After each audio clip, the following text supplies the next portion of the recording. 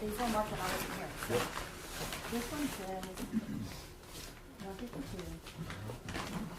152A. And this one, be careful because it's broken glass. 152. Oh, 154. Oh, okay, this is the wrong house. Yeah, it should have been, well, but it's No. across from shattered glass. Okay, no, this is marked.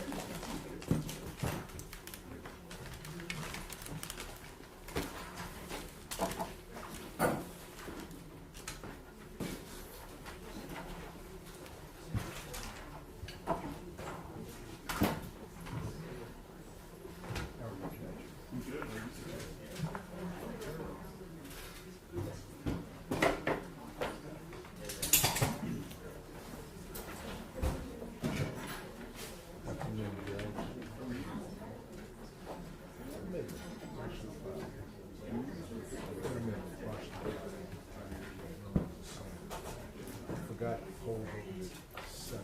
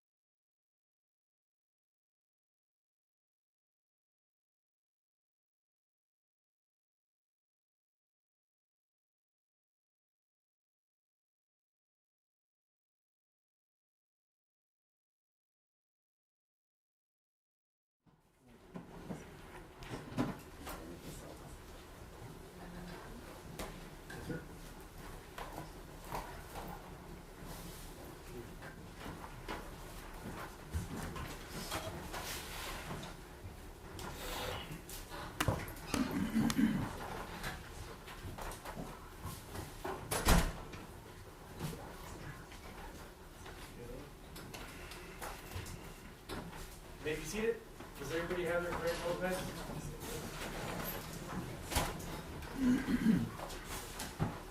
All right, welcome back, members of the jury. Hope you had a pleasant evening and a good morning. We anticipate going through the rest of the day. Before the day's out, I'll let you know about the schedule for tomorrow. Where we last left off the fence, Yes, Your Honor. Defense calls Officer Travis Thompson.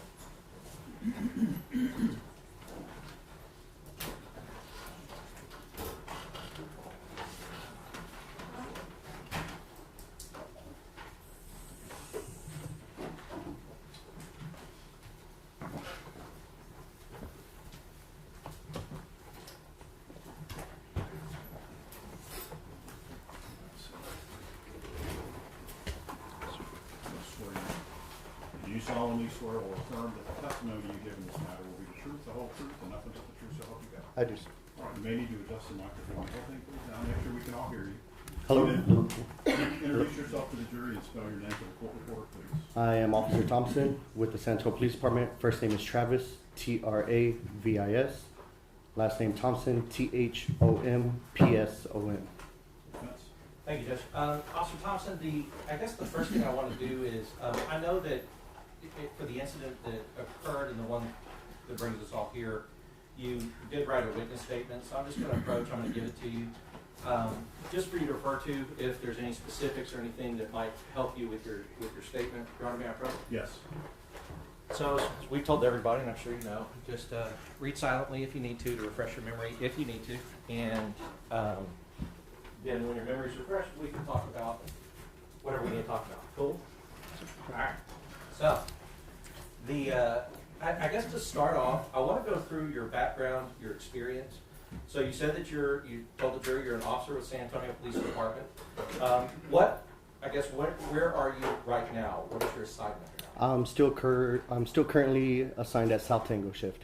Okay, so South Tango shift, is that the same shift that you were on the night of the incident? Yes, sir. All right, and let's go back to your training and your experience. So how long have you been a police officer? I've been a police officer for about 5 years now. And when did you go through the police academy? In 2020. Which academy was that you went through? It was the San Antonio Police Academy. Okay, so because sometimes they do I don't know, BB-COG, or I'm sorry, AA-COG? No, sir. Okay, so you went to the San Antonio Police Academy. Correct. How long is the San Antonio Police Academy? Approximately about 7 months. And when you're at the San Antonio Police Academy, what different things do you learn, and what different classes do you take? Well, we start off with just normal classes, penal code, traffic code,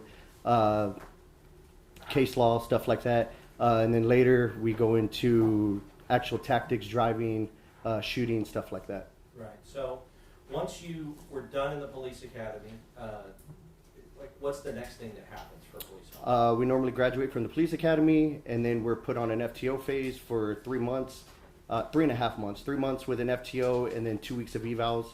And then after that, we're by ourselves. And you say you're by yourselves. I know that on the night of June 22nd, 2023, going into the early morning of June 23rd, 2023, I note that we all kind of seen that you and Officer Villalobos were together. Yes, sir. It sounds like you go out by yourself, but sometimes you're partnered up or you're put together with somebody else. Can you explain why that happens? So sometimes if we have extra manpower, sometimes we'll run what we call directed patrol, where we're doubled up and then we kind of just monitor high crime areas and stuff like that. And then the other reason would be if we're just short on cars. If we have too many people and not enough cars, we'll end up doubling up. And could some of the reasons that you're short on cars be that cars are they're broken, they need to be fixed, they're being used on other assignments, things like that may make it to where a shift or a sector or a division or a place is short of police cars? Yes, sir. So I'd like to talk about, in the police academy. Were you in the police academy? Did you go through police academy with any of these men behind you? I went through with Officer Villalobos. Right. So Officer Villalobos basically, at the time that this occurred, had the same training and experience that you had had. Correct. Yes, sir. So all right. So let's kind of move to that evening. Now, one of the things that we have seen is that you and Officer Villalobos were together in the same car that night, right? Yes, sir. And do you remember why on that particular night that you guys had to share a car? I don't remember. Okay. So but you would assume that it would be either because y'all were short on cars or it was some sort of directed patrol.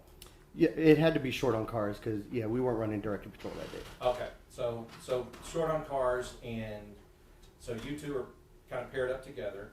And do you remember being on a call immediately before you respond to the apartments where Melissa Perez was? I do, yes, sir. All right. And so, Your Honor, at this time I'd like to publish, what's the deal with those? Body one? Deal with it. Video? Yeah. States involved. Video. Yeah. State Street. Have no State Street, Judge? Yes. All right, Officer Thompson, we're going to watch Stage 3, which is Officer Villalobos' body worn cam, and I'm going to have some questions for you as we're watching it.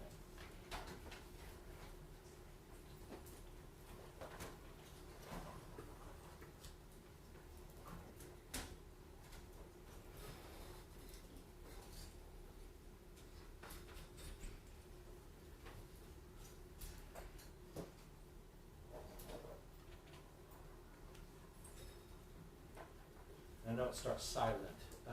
It looks like Officer Villalobos is in the passenger. Were you driving the patrol vehicle that night? Yes, sir. Okay. And we're just going to let this play through, and this would be the first call that we just referred to that you responded, that you and Officer Villalobos responded to. Oh yeah. I think I see him. Security lights. Yeah, I see him. You see him? Where? In the middle. He's in the middle of the fucking benches. He sees us. I don't know how to count. 4, 4, 5. He sees us. He's watching.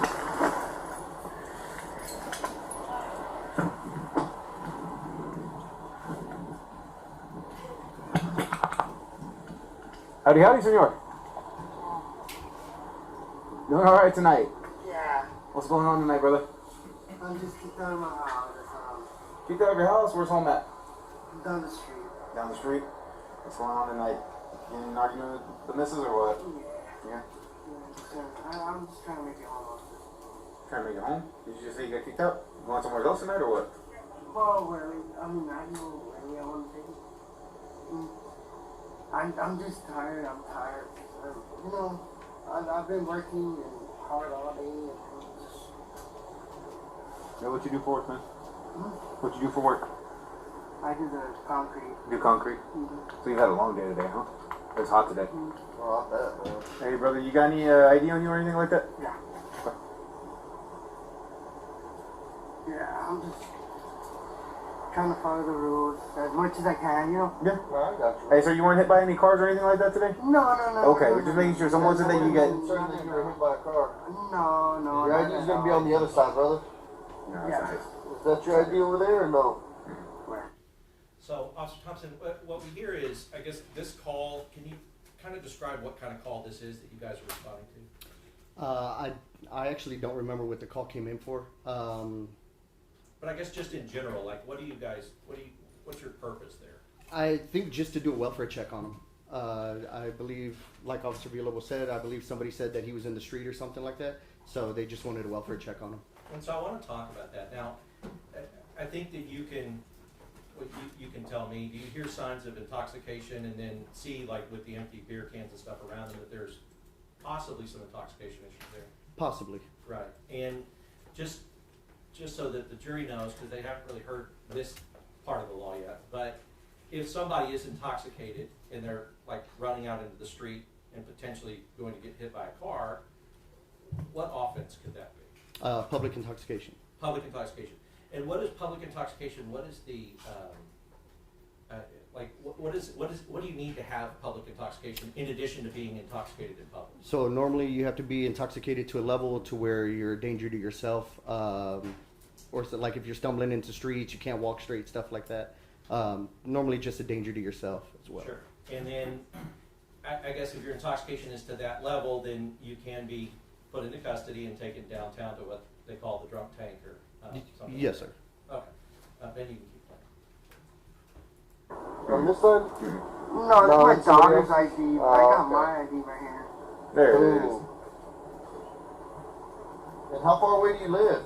I'm just down the street. What's your address? 134 C Commerce. Okay, so it is this address that's on here. Yeah. Alright, man. Just hang tight for a second.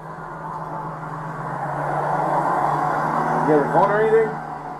No? I have nothing on me.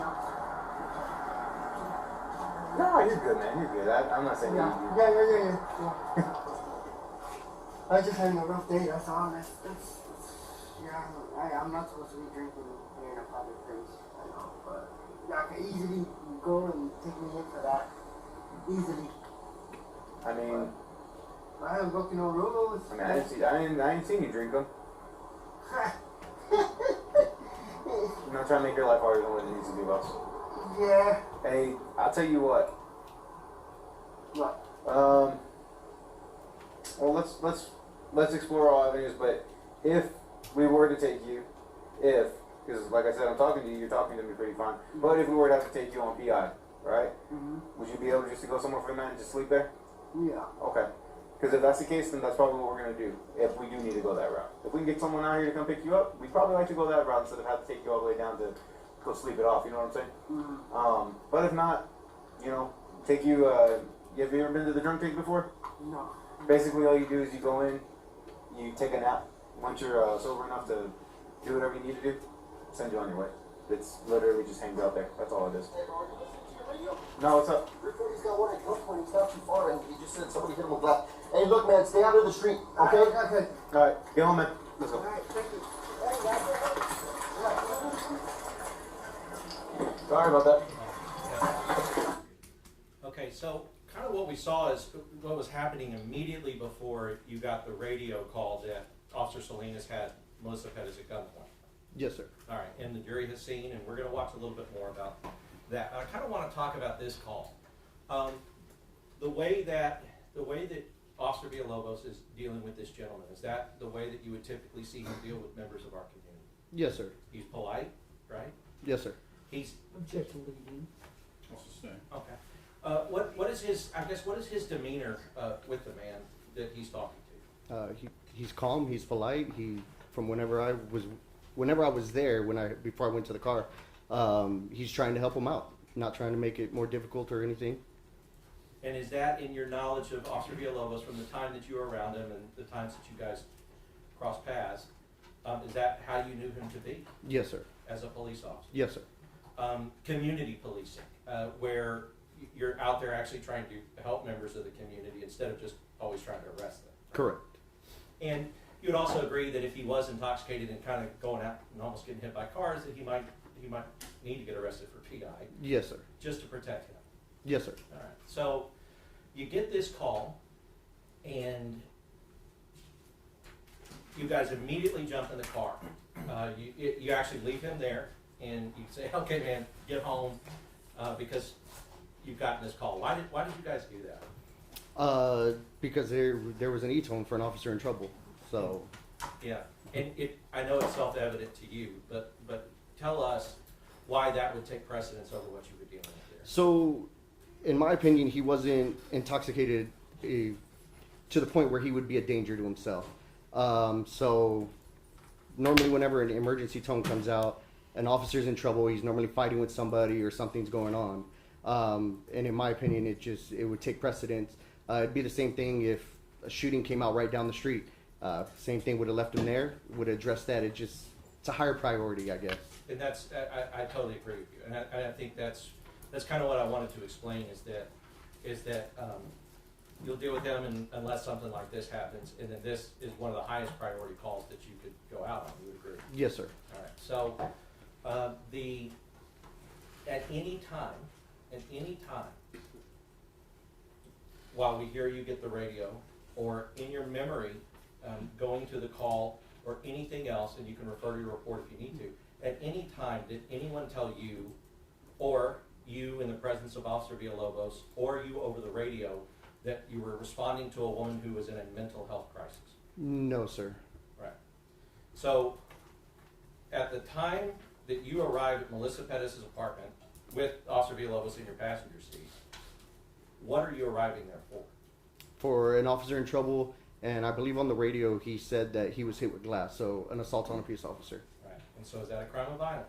Yes, sir. Now, as a police officer, when you're responding to somebody who has assaulted a police officer, or a scene where there's an alleged assault on a peace officer, is there a different response for you in how you're thinking about that call than if you were just responding to somebody who's having mental health problems? Yes, sir. And why is there a different response? Because it's an officer in trouble. So again, we don't know if he's fighting with somebody or anything like that. I think before we got there, he did say to slow down, that he was okay. We kind of slowed down a little bit, but yes. Right. And crimes of violence, especially against your fellow officers, is something that you're going to take seriously. Yes, sir. And how do you feel about a suspect if you know that they have already assaulted a police officer, as far as for your own personal safety with that suspect? I use a little bit more cautious once they're already willing to assault police officers. Right. And so now I'd like to take a little bit of time and just go through I just kind of want to go through your body cam. We're not going to go through the whole thing. Then whenever you're able to or ready, if we could pull his video up at 151, about 151:12.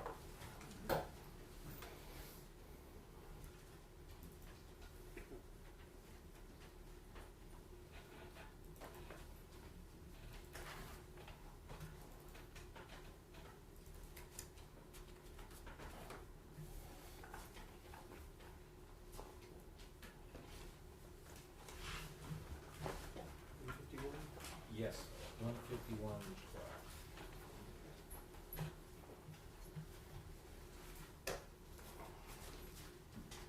Maybe back up a little bit. Maybe just 151:00 is fine.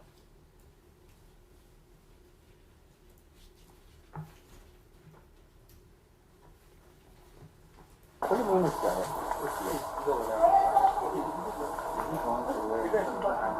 That's what I'm saying. The window never they're all open, bro. Hey, she's going around. Hey, just watch out. She's coming around right here. Okay.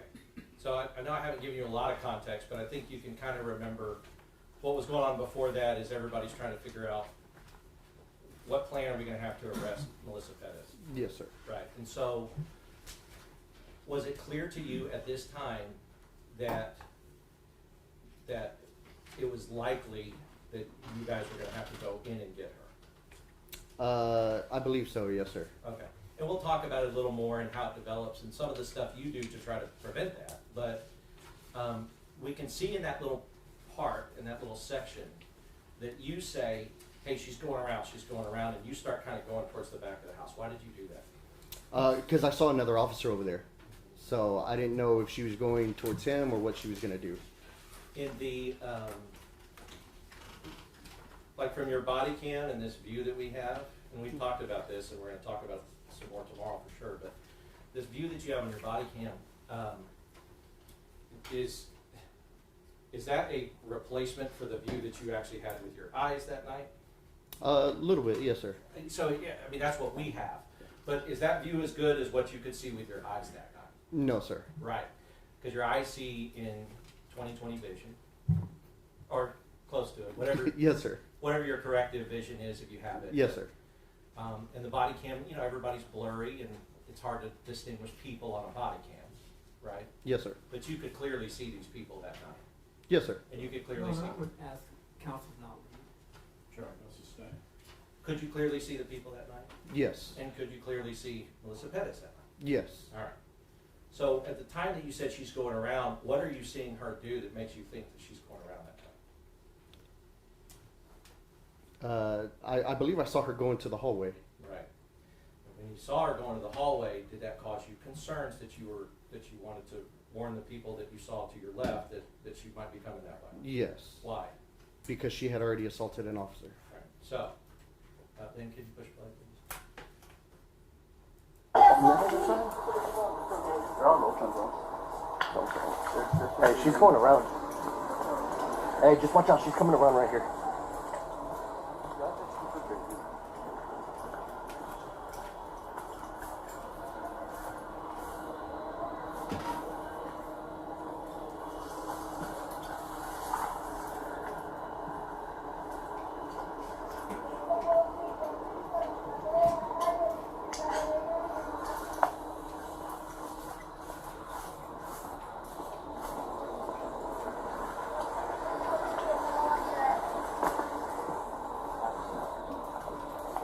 Hey, watch out. Hey, B, get out. Hey! You're harassing the trespassing. You're trespassing. You're trespassing. So is that your voice we hear saying, watch out on the video? Watch I out. believe so, yes, sir. And why are you telling him to watch out? Because she was approaching him. She was coming towards the window. And what was he doing in the window at the time? I'm not really sure. I was on the other side whenever he jumped over. Sure. And we can kind of see that. You just kind of come around the corner, you're like, so, but I guess explain where his body was in relation to the window when you said watch out. When I told him to watch out, he was right in front of the window. And what concerns did you have for him, and why would you tell him to watch out? The same thing. She had already assaulted an officer. It was my belief that she would do it again. So when we see this sequence, could you hear Officer Villalobos ask, does she have anything? I don't remember that. Then can we go back like maybe 10 seconds? Maybe 20, yeah, that's good.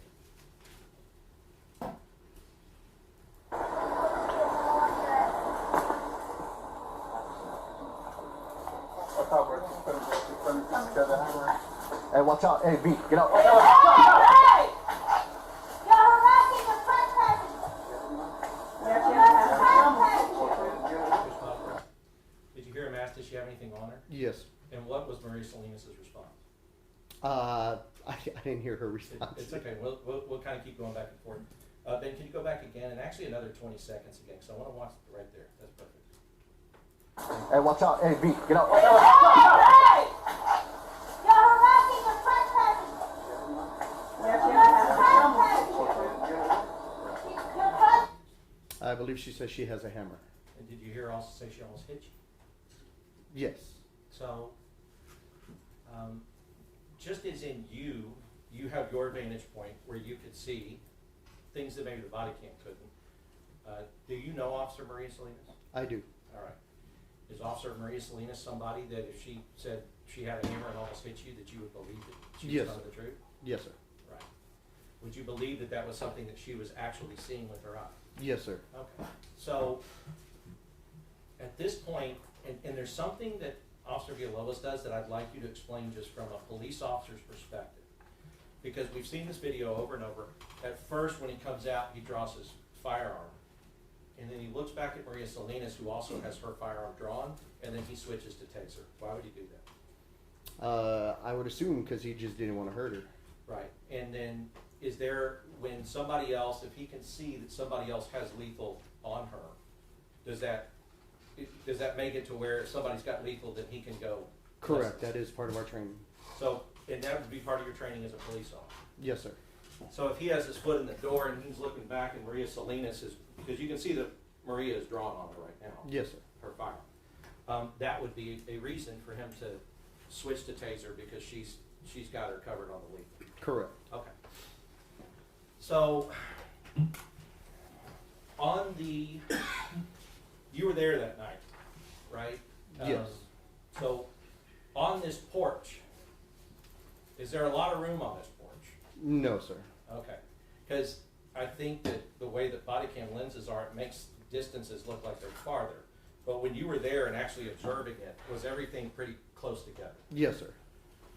As far as if there's an officer on the porch, then he's got maybe a foot, couple feet of room on either side. Yes, sir. Okay. So, Ben, could you please press the button?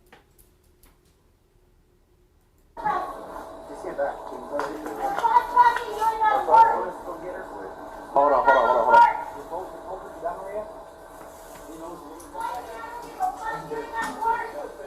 No.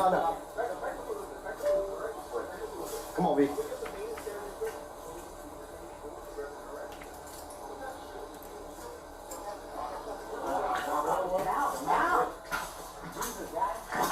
ain't got no work, and you're arresting me and my own. That's what I'm saying. Yeah, no. That's fine.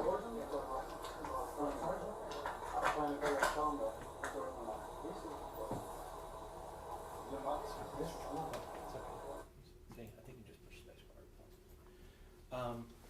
So So you told Officer Villalobos to, you told him to, you were like, come on, B. You hear yourself say that? Yes, sir. Why'd you do that? I heard somebody else saying to give her some room and just come back also. So I think we were just, at that point, we really didn't have a plan. So we were trying to get him back over so we can make one. Right. And was the position that he was in at the time a vulnerable position for him? Yes, sir. Why? Because he really didn't have any room to retreat or anything like that. He's pretty close to her. That hammer, Judge, may I approach the witness? Yes. I believe this is the demonstrative hammer, but just so we just avoid taking the real hammer in and out of the bag, but it's basically the same size and weight. So could you hold that for me? That's defendant's 11. Does the hammer have heft and weight to it? Yes, sir. Somebody hits you with that hammer, no matter how big they are, would it cause you serious bodily injury if they hit you in the head? Yes, sir. Because one swing of that hammer to a skull could crack your skull. Yes, sir. Now, anybody, any suspect that is wielding that at you as a police officer, Officer Travis Thompson, on the force right now, anybody's coming at you with that hammer, are you going to respond to them with lethal force? Yes, sir. Why? Because it's a deadly weapon. And as far as that glass door that Officer Villalobos is standing in front of, is the hammer that you've just hefted, is that capable of going through that glass? Yes, sir.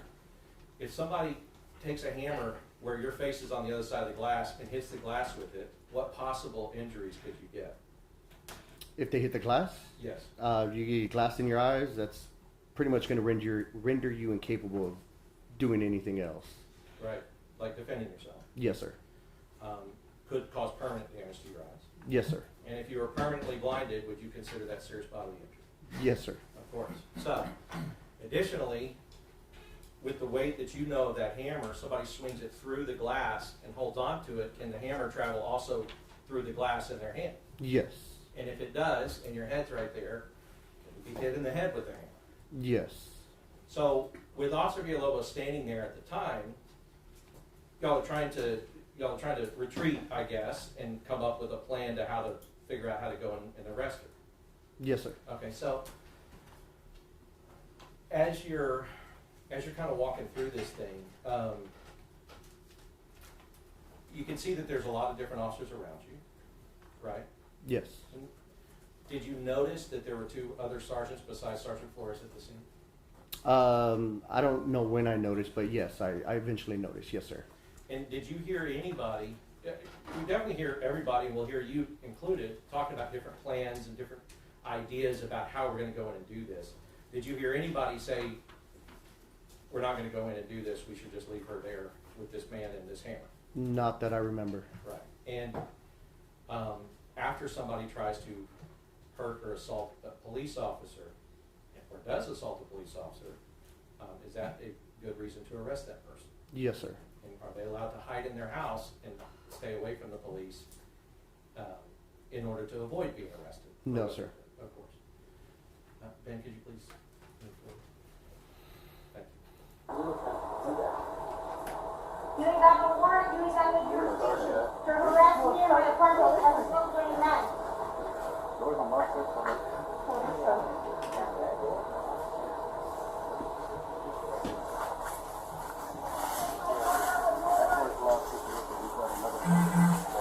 There's a window also on the side that's a back bedroom that she hasn't gone near. I mean, I've already got the screen off. Yeah, the other one's easy to get the screen off too. She's got all the windows open behind her. Keep her occupied out here. I would say this window's unlocked. If we can hit her with a taser through the window, we'd go through the door real quick. But we have to pray on good contact. Huh? Well, that's what I'm saying. What does she have as a weapon? But look, Just a a hammer. hammer. But if it doesn't make good contact, bro, we can just keep the foot on the door and she won't. I think here at the point of the video, you're discussing, you guys are kind of discussing different options for how to get her under control and get her arrested. Yes, sir. And would you consider that the options that you're trying to discuss and that everyone around is trying to discuss is trying to do something that's not lethal to just get her arrested? Nobody's trying to hurt her. Yes, sir. And that's why you talked about the taser.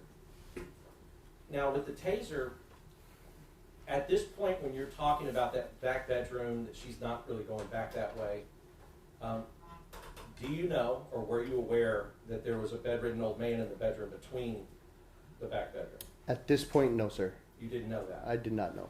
And you would agree that as circumstances change, then plans may change?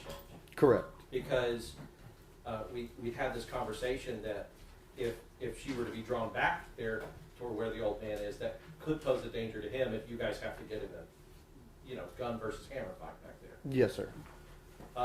Now, other officers who may have been aware of that and may have said, thank you, Officer Thompson, but we're not going to take her back that way. If they had that information and you didn't, could you understand why they may have said, maybe that's not the best time? Yes, sir. And that's no fault of yours. Every officer out there just has to go with the information that they have. You agree with that? Yes. So, did you also hear, I guess in response, that one of the other officers said, yeah, but she's got a weapon, she's got a hammer, when you were talking about the taser? Yes.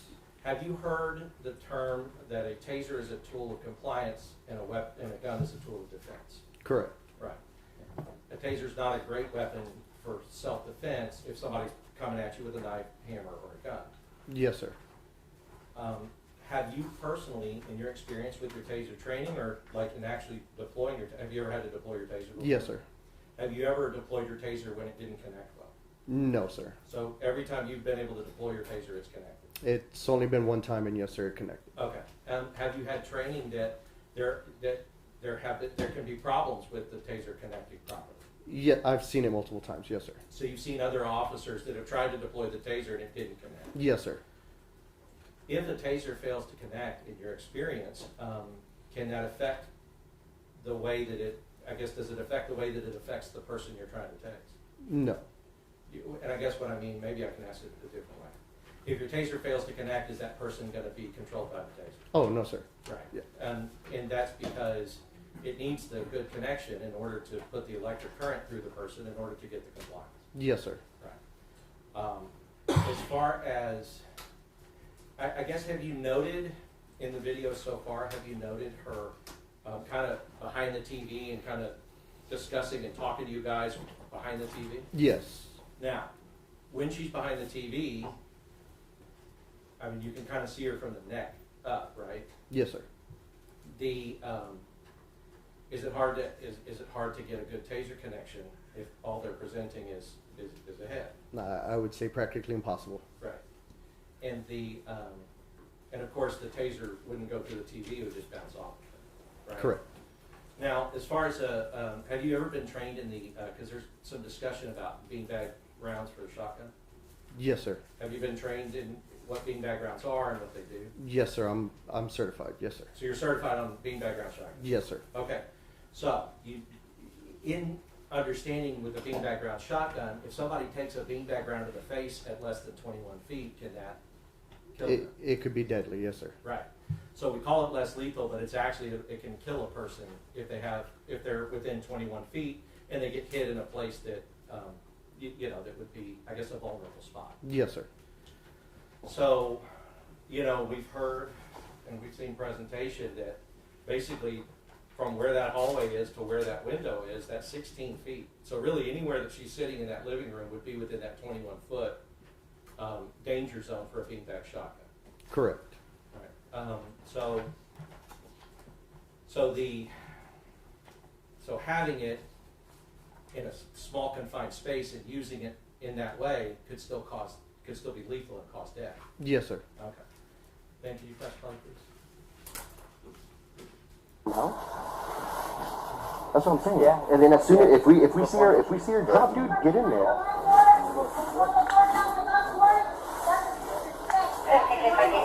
Yeah, you threw something at one of our officers. Yeah, that makes sense.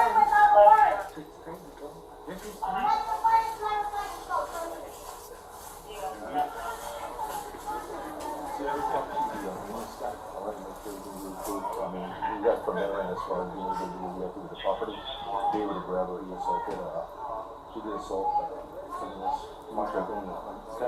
What is she holding? A hammer and a hammer in her head. Sarge, so this door is open. Right. Does anybody have less lethal with you guys? I mean, we can tase it through the window and then just bust through the door if it makes good contact. Wait, does anybody have a rifle with less lethal? Hey, does anybody got beanbags? Beanbags? Sarge. I got a shotgun. Sarge got it. Okay. Which one is it? Let's go right here. This one. Yeah, this one right here. Yeah, you reach to the window and then. Okay, so let's just go ahead and. This one right here. How did you reach? Well, he's tall as hell. Look at those long ass arms. And she was in the home alone, right? No, she's got. No, she didn't. It's a bedroom. Is that your voice saying she is home alone, right? I believe so, yes, sir. They said, no, she's got an old man in there, or something in response. Correct. Okay. Why did you ask that question? Just to see if there was any other potential threats or anything inside the house. I guess that's a good point. We heard from retired Sergeant Miller talk about, you can have a plan and then her 4 grown sons come out from some room somewhere and all of a sudden that would change the plan, right? Correct. Now, have you also been taught and trained that if somebody is either helpless or not able to fend for themselves, that is a consideration in the totality of the circumstances for what action officers need to take? Yes. All right. And so a bedridden old man in this bedroom that's between the back bedroom and the living room, would you consider that as part of the totality of the circumstances of what everybody's out there trying to do that? Yes, sir. Is it important, and do you have a duty to protect innocent life? Yes, sir. And do you also have a duty to arrest violent offenders? Correct. Right. Go ahead. Thank you. Let's wait for Sergeant Zeneca to discuss lethal. We'll go in with Sheila to be a contact person to communicate with her. And she has said, if there's a hammer shot, we would have to use it. Hopefully we can get Sergeant Zeneca uses the people windows and that. But this one is open. He's not saying this one. I think he did. Alright. This one's Says there are. What's her name? You just put up noise, they even start something down. Call back tonight. God bless you. God will take what is coming to you. Hey, what's your name? What's your name? You already know my name. I don't. I wasn't here, so what's your name? My name is Melissa Perez. My name is the one who's being harassed on all across America. Miss Perez, you don't want to come on and talk to me? Nope. Because I'm not gonna get arrested because I already know the way it works. Okay, so you know that you're gonna get arrested. But no, they tore my door down without no word. So They tore my window down without no how word. about you tell me why I'm here for right now? Can you tell me why? Because they're tearing my door down and they're making accusations that are in it. Okay, but what did we come here for in the first place? So why did they tear my door down in the first place? That's what I'm asking. Why are we here in the first place? Why did officers come to this location in the first place?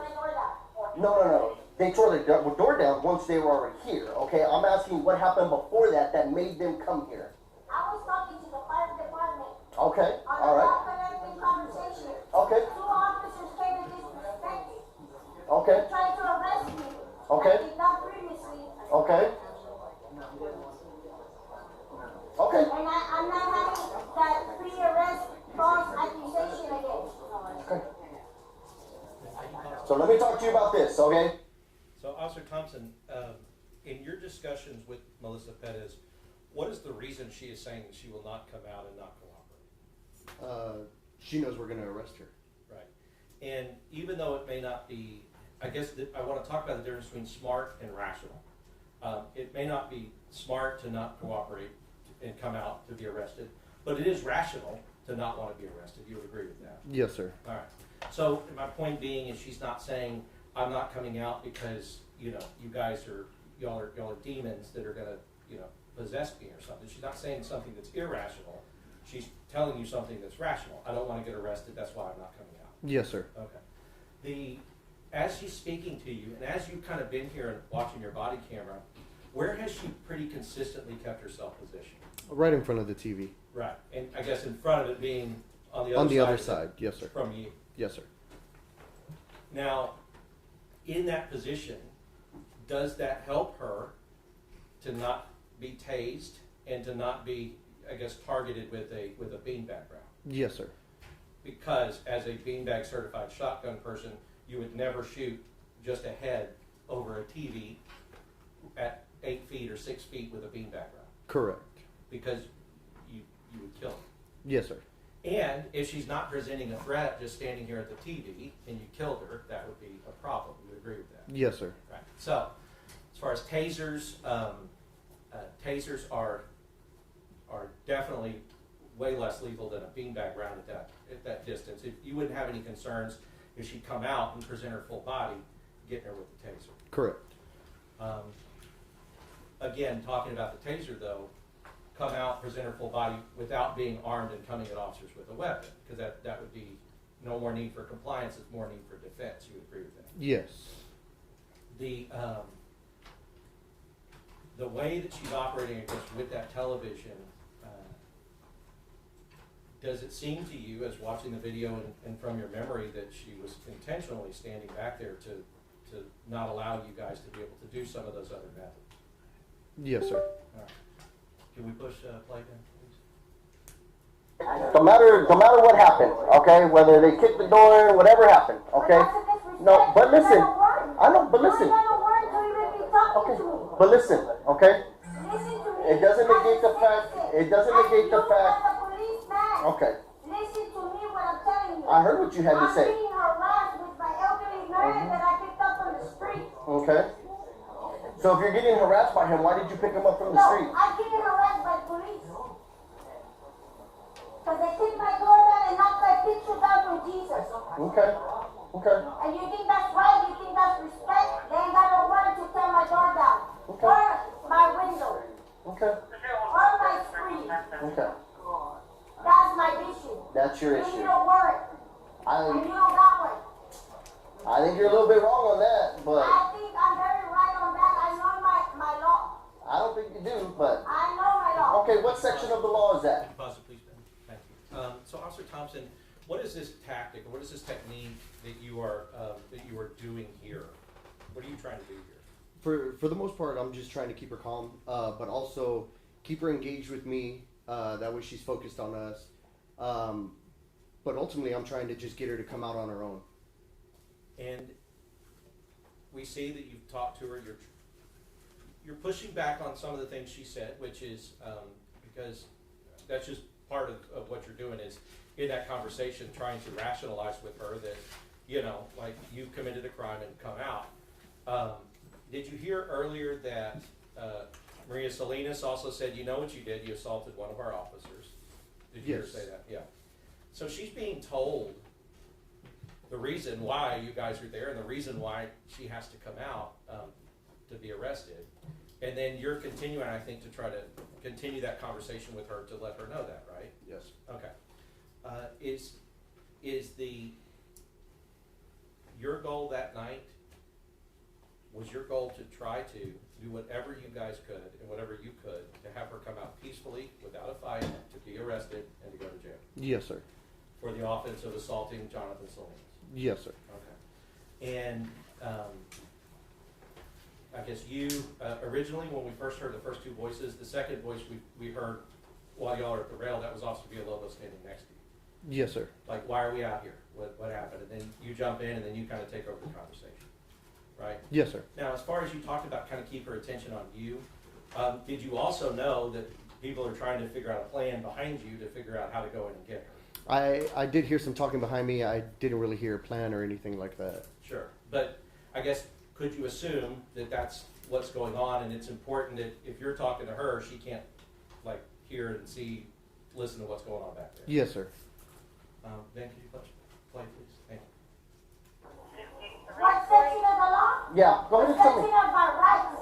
Oh, the section of your rights. Okay. When you don't got a warrant, Okay.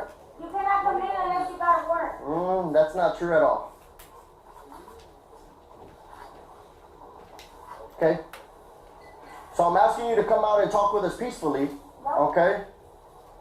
Okay. I don't need to talk to somebody who's tearing my door down and harassing me. And Okay. Well, I didn't tear your door down. I just got shining here. the light in his face along with mine, and then tearing my screen door. Okay. That's harassment. Okay. So would you Call like? the police. So would you like to come out and talk to us? No, Okay. So you're gonna make us go in? you don't got a warrant to come in. I don't need one. I've already explained that to you. I'm explaining to you, you need a warrant. Okay. Well, we'll see what the judge has to say about it. We'll Okay. see. We'll see. We'll figure it out at that point. What Okay. the world has to say. Can you press Okay. the- Well. Okay, so, Officer Thompson, we hear you say, well, we'll see what the judge has to say about it, right? Yes, sir. What did you mean by that? I meant that she was gonna be arrested, and then at that point she could fight whether we needed a warrant or not. Right, because instead of trying to kill a police officer, that's what we did. What's this thing? Okay, so I guess explain that, she would be arrested, and then if she were gonna fight, she could fight it with the judge. I guess contrast that to what she was trying to do. What is the difference? So she just didn't want to come out. She believed that we didn't need a warrant, and there was nothing that was gonna change her mind at that point. And was she willing to, I guess, assault police officers in order to prevent you from arresting her? Yes, sir. And as far as with the judge, you know, like, have you seen or heard about a motion to suppress? Yes, sir. Okay, and do you know generally that is, somebody comes to court and says that arrest was not a good arrest, or that evidence you seized was not good evidence because you needed a warrant? Yes, sir. And is that the peaceful, lawful, rational, correct thing to do? Yes, sir. Right. Trying to kill a police officer, you would agree, is incorrect. Correct. Okay. So, then can you press play, please? Thank you. Like I said, one way or another, what's gonna happen is gonna happen. Okay. I'm trying to explain the law to you so that this doesn't go, so that this doesn't escalate. You don't gotta explain the law to me because I know the law. So before this has to get complicated, can you please just come out so we don't have to use force or anything like that? No, Why not? because I already know what's gonna happen. And so if it's gonna happen Yeah, no, regardless. What's gonna happen? so I guess one of what you're saying to her is, you said you're trying not, you don't want this to escalate. Yes, sir. Okay, why, I guess, try to take us back to what's in your mind at the time. So why are you worried that it's going to escalate? So I knew at that point that she was under arrest. We had authority to go in and arrest her. It's just inherently more dangerous to go inside of the apartment. It's just inherently more dangerous to go inside the apartment and do it in there. And I guess then we need to go back a little bit to one, I think that was probably about it, yeah, pretty close. Okay,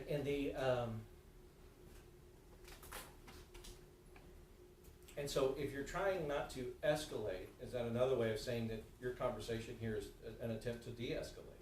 Yes, sir. What's going on? And was your attempts at de-escalation successful? No, sir. Right. Have you seen in your experience as a patrol officer, have you seen that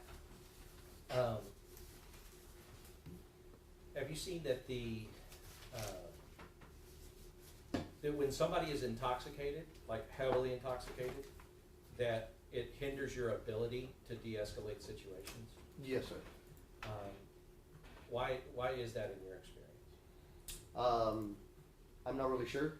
Just normally speaking with really drunk people, they don't listen to reason. There's really nothing you can say. They just believe what they're going to believe, and there's nothing else you can do about it.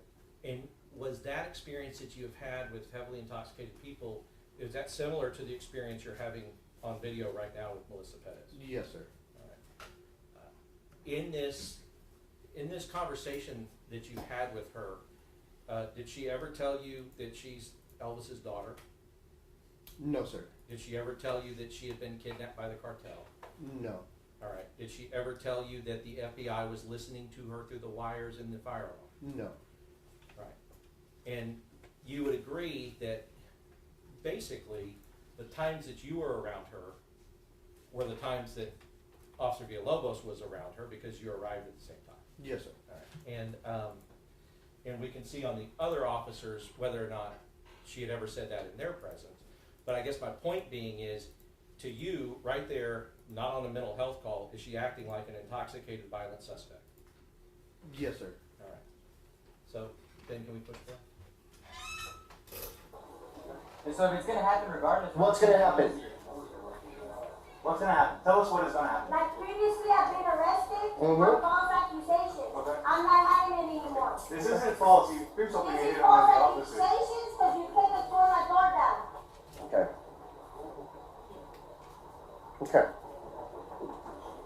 We're trying to be very patient with you and very If you want to cordial. be conventional, Mhm. you respect that elderly man that I picked up on the street, Mm-hmm. and you respect my property, and you respect my apartment.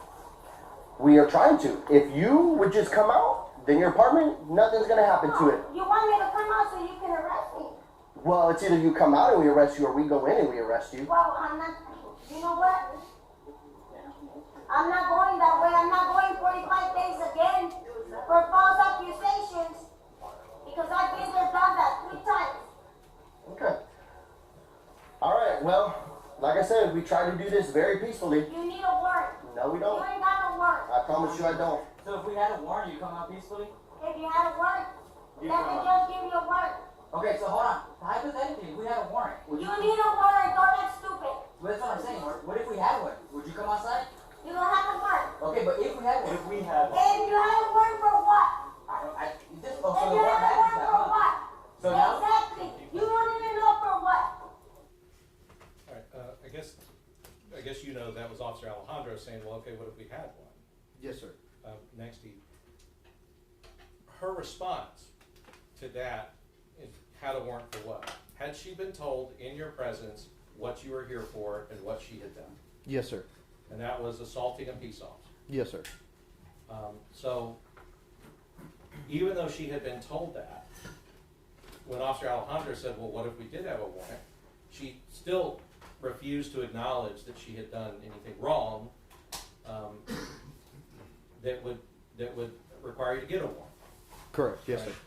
Now, let's say you had a piece of paper, which the jury's been instructed was not needed, so it's not an issue. But even if you did, that piece of paper, based on your conversation with her, would that have made her go, okay, I'll come out now and be arrested? No, sir.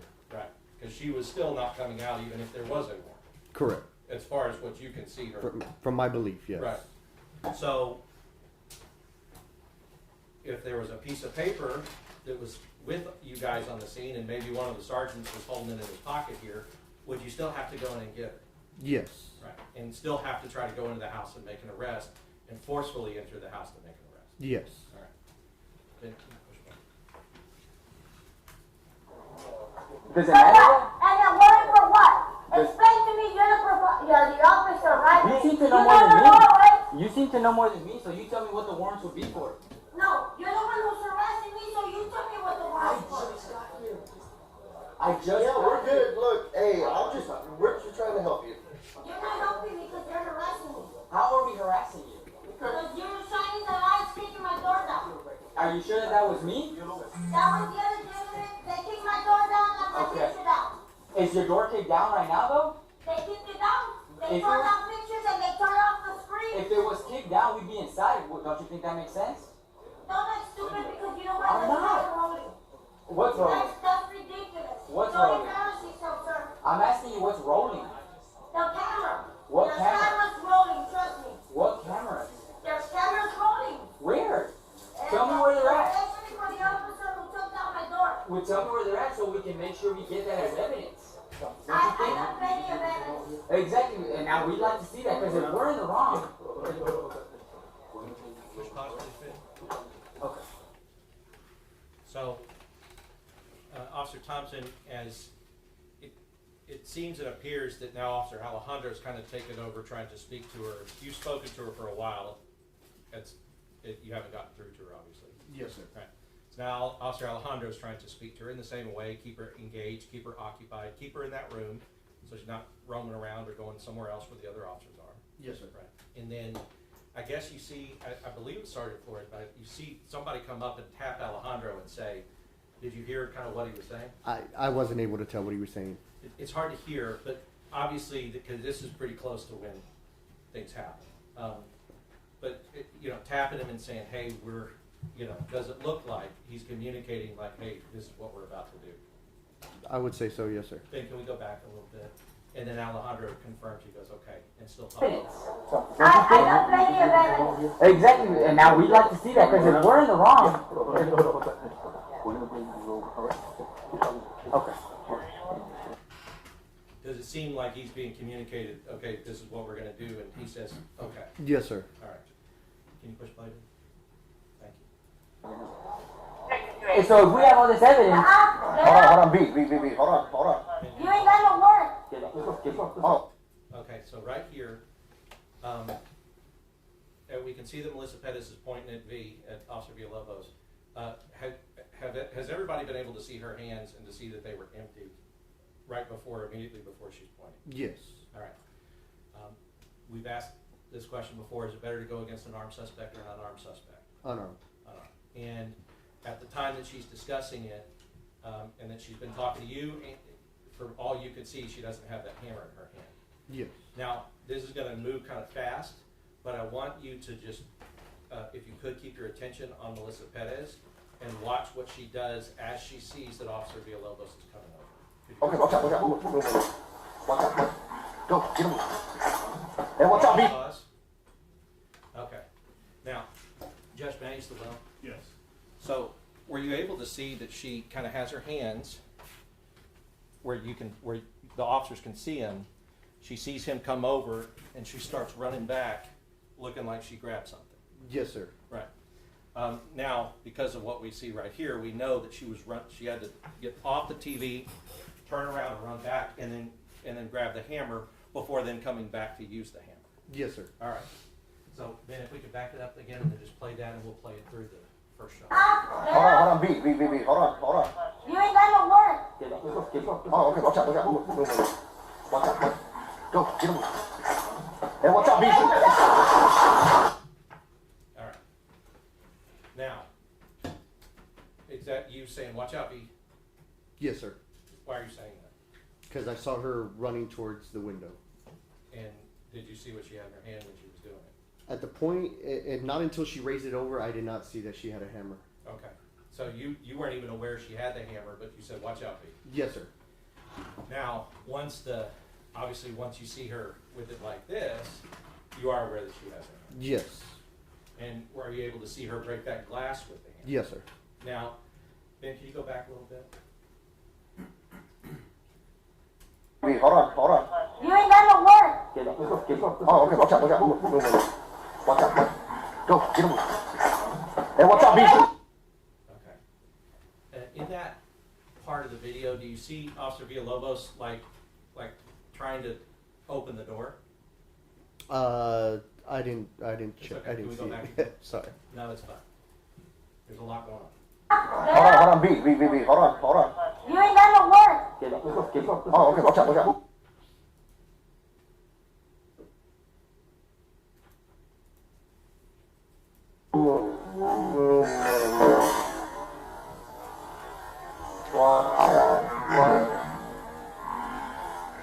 Go.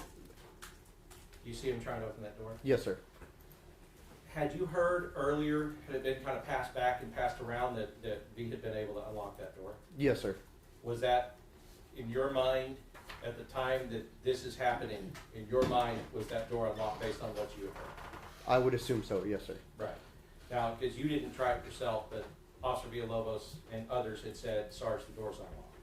Correct. And you were aware of that too. Yes, sir. And he's acting as if he believes it's unlocked Yes. by trying to open it. Yes. Rather than trying to kick it or something. Yes, sir. All right. Could you go forward, please? Get him. Hey, watch out, B.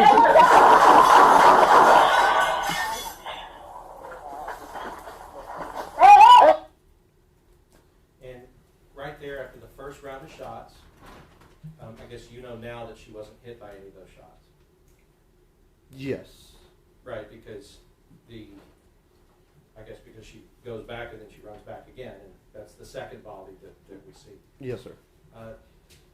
When, if somebody is not, I guess as a police officer, even if you've, I don't know, have you ever had to fire a weapon in line of duty? No, sir. Okay. But are you trained you are medically trained, I know, because you helped give medical assistance after she was shot. Yes, sir. All right. So, you know that it's hard to tell for police officers if they've had to use their weapon, it's hard to tell if the person has been shot or not. Yes. Unless they can see the evidence of the injury. Right? Yes, sir. Okay. So, in a situation like this, because you were out there, even though you didn't fire at the time, you were out there, you wouldn't have been able to see or know whether or not those first 5 rounds, any of those rounds had actually hit. No, sir. And the other officers wouldn't know that either. I would assume, yes, sir. Unless you could see that there was actual evidence of injury, or unless she reacted in a way that showed that she got shot. Yes, sir. I'll refresh. So, Dave, did you press button? And pause. Okay, at this moment, on your body cam, what do we see you doing? I drew my weapon. Right. Why did you draw your weapon? Because, well, one, there was shots being fired, and then 2, she was coming back. And as far as you know, at the time that you're drawing, and even though shots are fired, are you still able to know for sure whether or not any of these shots have hit her? No, sir. Okay. And then Ben, could you go forward a little bit? She's down. She's hit. I know she's hit. Watch out. Let me get over. Put the hammer down. Hey, hold on. Put the hammer down. And she still got the hammer. Push pause then? Okay. And so one of the things that we see on that part is, even though you're the one that calls out that she's down, right? Yes, sir. And that's because you're able, from your vantage point in the window, you're able to see that she is down. Yes, sir. Once you call out she's down, does one officer fire after that? No, sir. All right. And that's what you're trained to do. If they're down, stop firing. If the threat's no longer a threat. Correct. All right. So you still, even though you didn't fire, you still did use your taser, and you looked to make sure that where that hammer was. Yes, sir. Why did you do that? I've seen it in the past where people will go down, but then they'll come back up and be a threat again. And so is the hammer, did she still have it with her when you were calling that out? I believe so, yes, sir. And you called out, she still got the hammer, Yes, sir. And then did you see Officer Villalobos take the hammer away from her hand and then put it over, I guess, away from her? Yes, sir. And is that would be something common to do to make sure that the threat is neutralized in these types of situations? Yes, sir. And we have seen, and we've asked other people about it, but, and I believe it was probably you, we won't go through it and watch that part, but that you handcuffed her after she had been shot. Yes, sir. I know that for people who aren't used to that might seem cruel or something that you shouldn't do, but tell us about your training when it comes to that. Yeah, so like I said, she could still potentially be a threat, so we always handcuff them in order for us to provide first aid or whatever else we're going to do. And did you do everything, once you got into that apartment, did you do everything that you could, and did you observe Officer Villalobos doing everything that he could to preserve her life after she was shot? Yes, sir. Was it important to you to put, like the chest seals and the other medical aid that you were rendering, was it important to you, even though she was a suspect, even though she had attacked an officer, even though she had been shot, was it important to you to do everything in your power to preserve her life? Yes, sir. And can you assume that Officer Villalobos, who has the same training and was reacting in the same way you were, was doing the same as well? Yes. Officer Alejandro, I believe, also came in to try to render aid before they were taken out, because they've been the people who actually fired the shots. Unfortunately, you weren't able to. Their aid you were able to render was not enough, and she didn't survive. But was it your goal and your hope that she would? Yes. So, I want to kind of, since you were there, you had an angle that was just right to the left of Officer Alejandro, You could see Sergeant Flores, your sergeant, and you could see Officer Villalobos, who was your partner for that night, over the rail. You could see their positions, and you saw and you were witness to the shots that were fired. Were you in any of their positions, would you have felt it reasonable and immediately necessary for you to use deadly force on Melissa Perez? For sure for Villalobos and Flores, since they were inside the patio. Right. And for Alejandro, would you believe that Alejandro would have to use deadly force in order to protect his sergeant, in order to protect Officer Villalobos? Yes, sir. So you're talking about, for those two, it's protect themselves and their own life. For Alejandro, it's to protect a third person. Correct. And do you have a duty to protect your fellow officers, even if you may not be the person that's in immediate range? Yes, sir. And for instance, one of the reasons you drew your firearm is because if she did continue to present a threat to Alejandro Villalobos or Sergeant Flores, then you would have shot her yourself. Yes, sir. Mhm. I'll pass it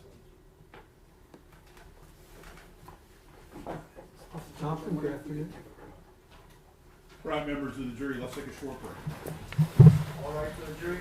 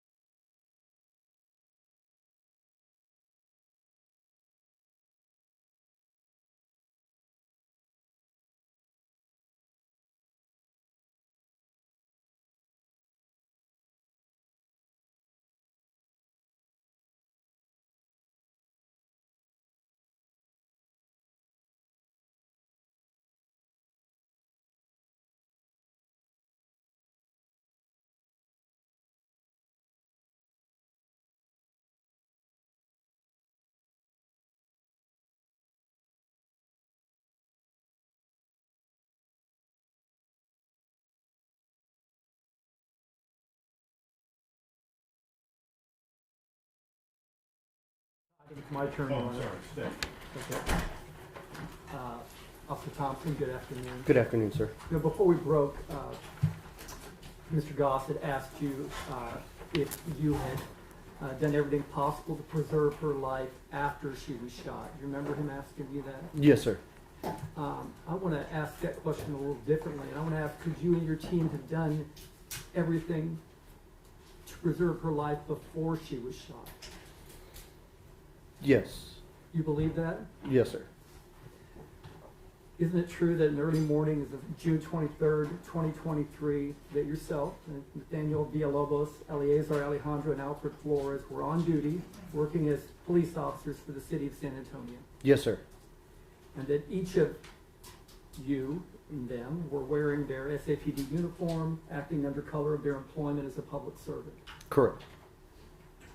And that in the event we just watched, and that you watched back in June 23rd of 2023, that each of them fired their duty-issued firearm multiple times at or in the direction of a woman, that is Melissa Perez.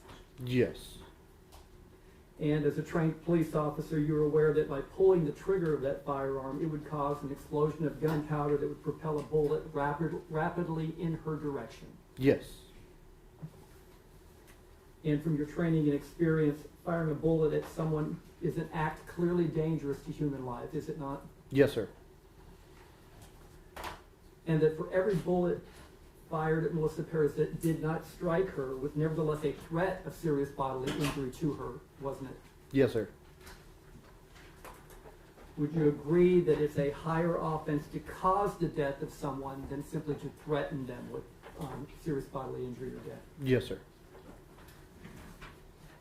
Are you aware that when a bullet strikes a human being, that it will rip through flesh and cause serious bodily injury or death? Yes, sir. In fact, have you personally seen the damage that a bullet can do when it strikes an object? Yes, sir. And you have the same training, likely the same experience as these men, Yes, sir. right?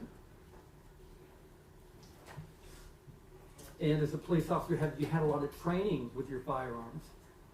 Yes, sir. I mean, does it require weekly or monthly proficiency testing? How often? Yearly. Yearly? Yes, sir. Okay. And it's a requirement in the academy to be have proficiency testing, right? Yes, sir. And it doesn't just include how accurate you are, but how you use your firearm. Correct. And when to use your firearm. Yes, sir. Because it's important. Yes, sir.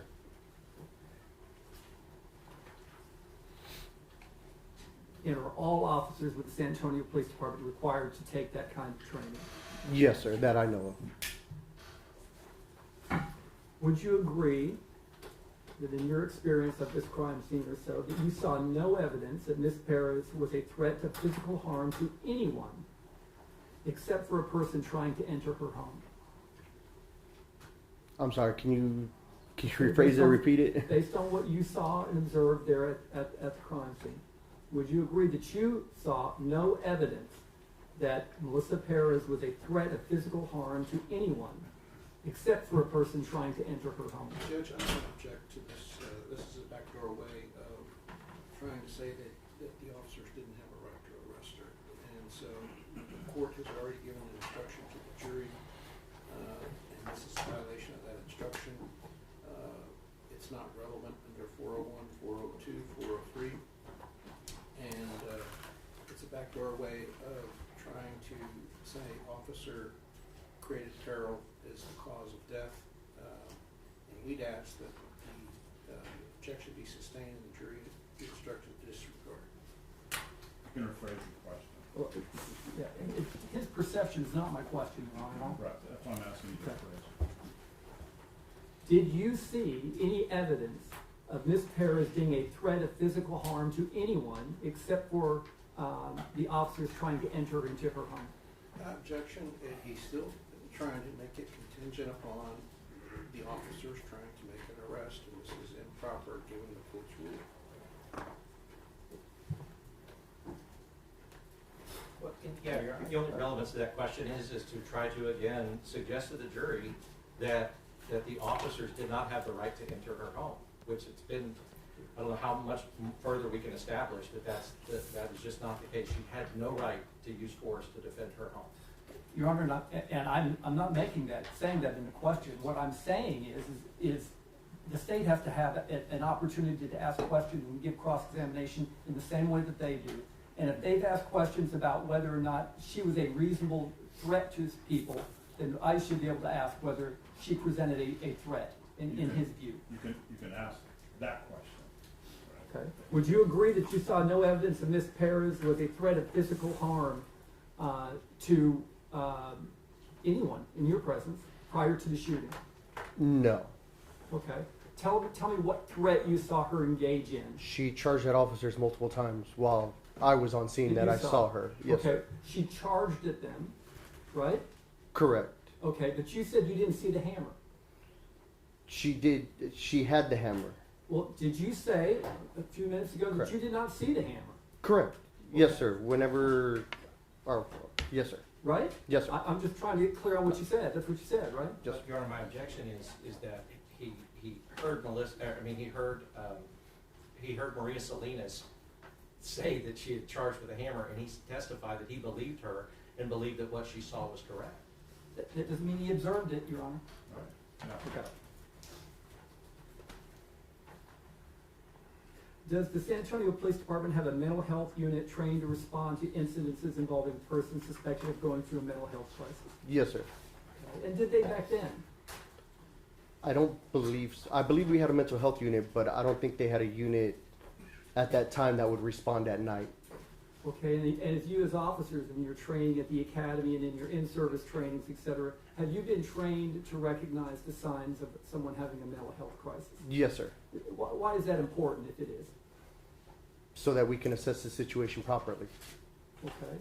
And in your assessment of the situation, did you hear her talking about cameras watching everything? I did hear her, yes, sir. She said it repeatedly, didn't she, in the time that you were there? Yes, sir. Okay. That clue you in on any kind of suspected mental health issue? Objection. They were all wearing body cameras where everything is on video. I mean, of course there were cameras everywhere, and of course she knew that at the time. I don't think it's a fair question. That's not a legitimate objection, Your Honor. All right, let me hear the question. I'm sorry? Let me hear the question. You can ask the next one. Okay. Would you agree that her persistent and repeated comments about there's cameras, the whole world is watching, I've got cameras, or everything's being recorded, a clue that there perhaps could be a mental health issue? Yes, sir. Okay. And would you agree that her seemingly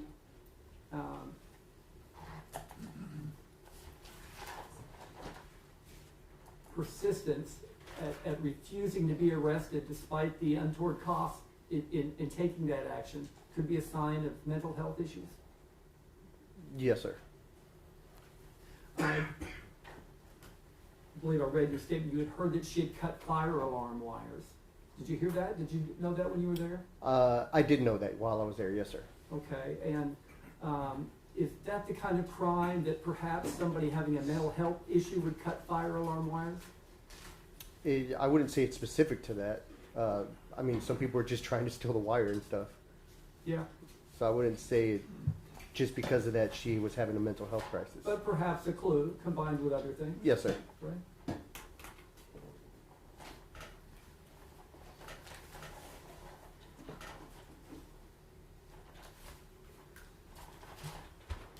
Okay.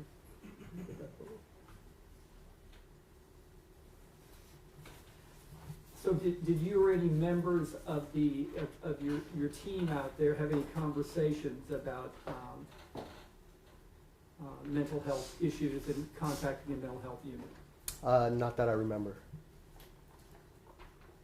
So I heard you testify at your position that your colleagues, I mean, frankly, your friends, right? Yes, sir. Were justified in shooting Ms. Perez, right? Yes, sir. That's your position, right? Yes, sir. And you know you went to the academy with Villalobos, right? Correct. And you were assigned to the same patrol area of town? Yes, sir. Would you see her every day? Would you see him every day? For a little bit, mainly just at roll call. Okay. And it's not your testimony that their conduct was an accident, right? Correct. It's not your testimony that these officers acted involuntarily in shooting at her, right? No, sir. I mean, from what you've described and the reasons for your conclusion, you know that they shot at her intentionally, Yes, sir. right? And Judge will stipulate that it was intentional. That's, of course it was intentional. And there's no dispute whatsoever over here that it wasn't. And you and the other officers at the scene were not surprised that Melissa Perez would charge at the door when the officers came in and sought entry, when Officer Villalobos and Officer Flores attempted entry. That wasn't a surprise to you, right? It was kind of a surprise to me. I mean, you've known she'd done that at least twice before, Yes, sir. right? Yes, sir. I mean, it was certainly something that could have been anticipated. Wouldn't you agree? Yes, sir. I mean, actually expected. I don't know if I would have expected it. Okay.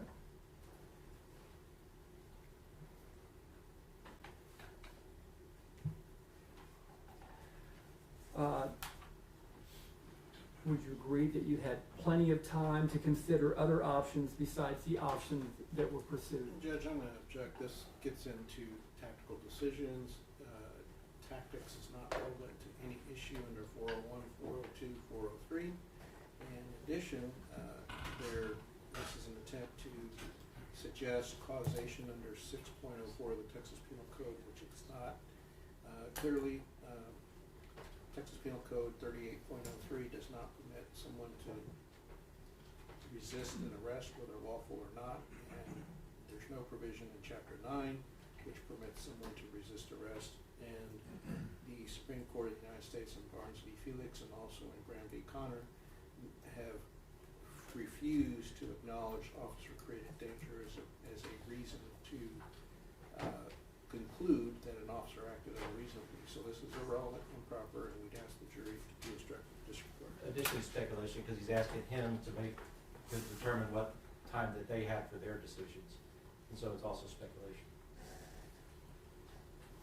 Your Honor, the jury will be instructed that in evaluating the officer's reasonable belief that goes to when and to the degree that they felt that force is necessary, and it's an appropriate question. I'll overrule the objection. I mean, at the time this happened, was there any imminent threat to anyone when they decided to go to the door in the seconds before she was shot? There was a risk of threat to somebody, yes, sir. Okay, who was the risk of threat to? I would say the disabled person inside. Okay. Did you ever go check on that person? No, sir.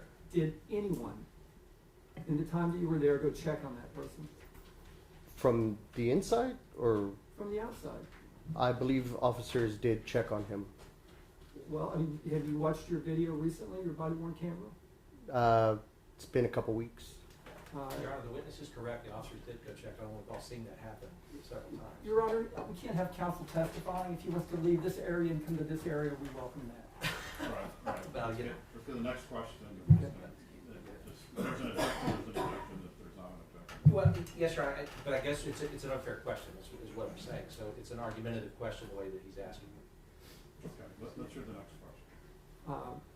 When you arrived at the scene, you kind of went around the perimeter of the building, did you not? Yes, sir. Okay, and then when going around the perimeter of the building, you approached the patio. Correct.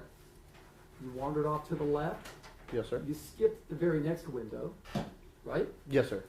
You went to around the corner of the building and peered into the far bedroom. Is that right? Yes, sir. And it was empty.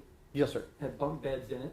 I believe so, yes, sir. You pointed out, you said so there, that those windows were all unlocked or open, Yes, sir. right? You recognize that, right? Yep. And then you walked down, further down the perimeter of the building and looked into her bedroom.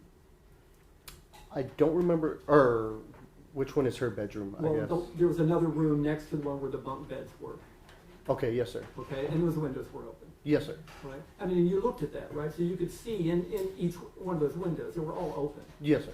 right? Okay, and then you went back and you met with Sergeant Flores and others and discussed what you had seen, Yes, sir. right?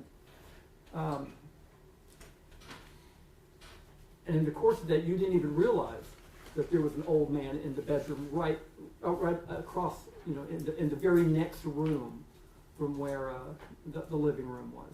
Yes, right? sir. Never Correct. looked in there. No, sir, I did not. Okay. And then after some events had happened, you then learned, after everyone had decided you're going in to arrest her, that there was a man in that room. Yes, right? sir. I mean, you'd already decided we're going in to get her, Yes, sir. right? Okay, and so you weren't there for those conversations beforehand, but you know the decision was already made about how we're going to do it, not if we're going to do it. I would say so, yes, sir. Right? And you were offering suggestions on how to do it, were you not? Yes, sir. What were some of the suggestions you had? Just tasing her through the window. Yeah, and when you said that, just tase her, right? Officer Selena said, well, she has a hammer, dude, right? And what did you say? Taser. Taser, right? Yes, sir. Seemed to be a very easy solution to you, right? Yes, sir.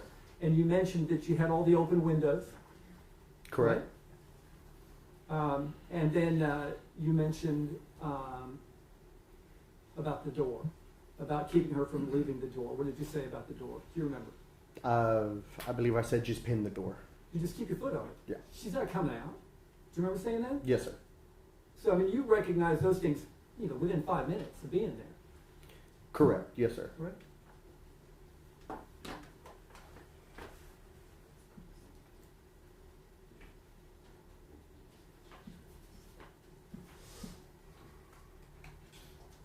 So, would you say if the concern was for the old man in the other room, who you never saw, granted, is that true? Yes, sir. Okay. Did you know where he was positioned in that room? I did not know. Would it surprise you that he was right next to the open window? I don't know where she was positioned, or where he was positioned. Yeah, but I mean, if you had 15 officers there and you were concerned about his well-being, couldn't his well-being have been protected by having an officer stand right next to him outside the open window? They could have, yes, sir. I mean, really, wouldn't that be very protective to be standing right next to the man? Yes, sir. Right? And would it surprise you that during videos of other officers, she can be seen carrying the hammer around into the apartment, into his room, and not a single officer goes to that room because they're concerned for him? Would that surprise you? I wouldn't know. Okay. I mean, would it surprise you if they were afraid for her? If they were afraid for him? That they wouldn't come to protect it, to come to his aid? I'll object to speculation, and we all know that it would be impossible for us to see her come into that room with a hammer without an officer being there. Those are the only cameras that were present. So it's speculation, and it's just an impossibility, so it's an argumentative question. Okay. Whether you saw it or not, okay?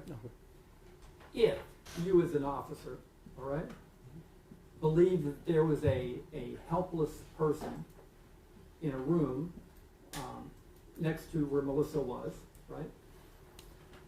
And you know you had an abundance of resources and officers and devices that could be deployed to protect that man.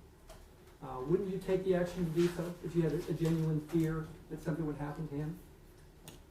I think that's what happened.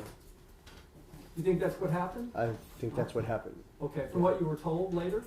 No. Because you didn't have that reason. Well, the reason that we were going in to get her was to protect him as well. I'm saying, don't actions speak louder than words? Yes. Right? And in fact, if you listen to the words are, we're going to get her because she assaulted an officer. That's why they were going to get her. Correct. Right? The words were never, this man's in danger. Mm-hmm. I've seen her pose a threat to this man. Let's protect this man. Did you ever hear that said? I did not. You did not. And you didn't see any efforts to protect that man, other than arresting her. Yes, sir.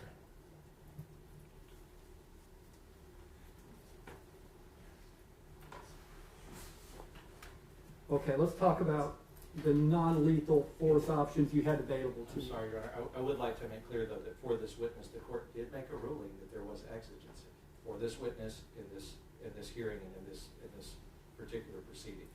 So all of these questions, trying to cross-examine him on the lack of exigency, the court has ruled that there was. So we object to that line of questioning. I haven't asked that question, Ron. Well, that's what all those questions are, is questioning him about whether they actually thought that the old man was in danger. The court ruled that the old man was. So, Right.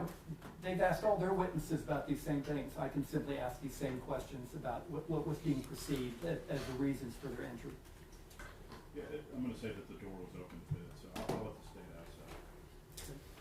Now, you could have engaged and employed a plan that took advantage of some of the non-lethal force options that you talked about a moment ago. Correct. Tasers, Correct. right? Shield, Yes, sir. right? I don't know if we had a shield on scene, but yes. Okay, I mean, think about it. You know what a shield is, Correct. right?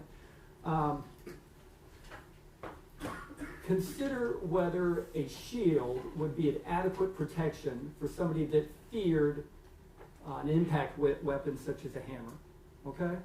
Okay. Would you say a shield would be a pretty effective device against an impact weapon like a hammer, If you're able to block it, yes. right? I mean, certainly someone who is physically more gifted or trained, handing a shield, could protect himself or herself from someone 5'1", 130 pounds, from being threatened by serious bodily injury or death by having that shield, right? Correct. I mean, the person might be able to drop it on their foot, right? It might be able to hurt them with it in some way, maybe a risk of bodily injury, but there's really no risk of serious bodily injury if you've got a shield. I'm gonna object. Would you agree? I'm gonna object. This is predicated upon tactics, which the court has already ruled is not an appropriate area of inquiry, and you would object under 401, 402, and 403.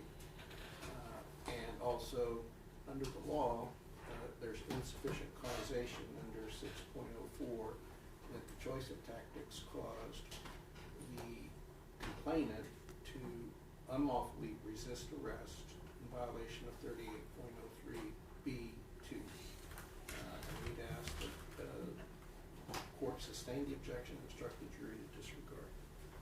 All right, I'm gonna let you rephrase. Okay. If you were getting ready to engage with somebody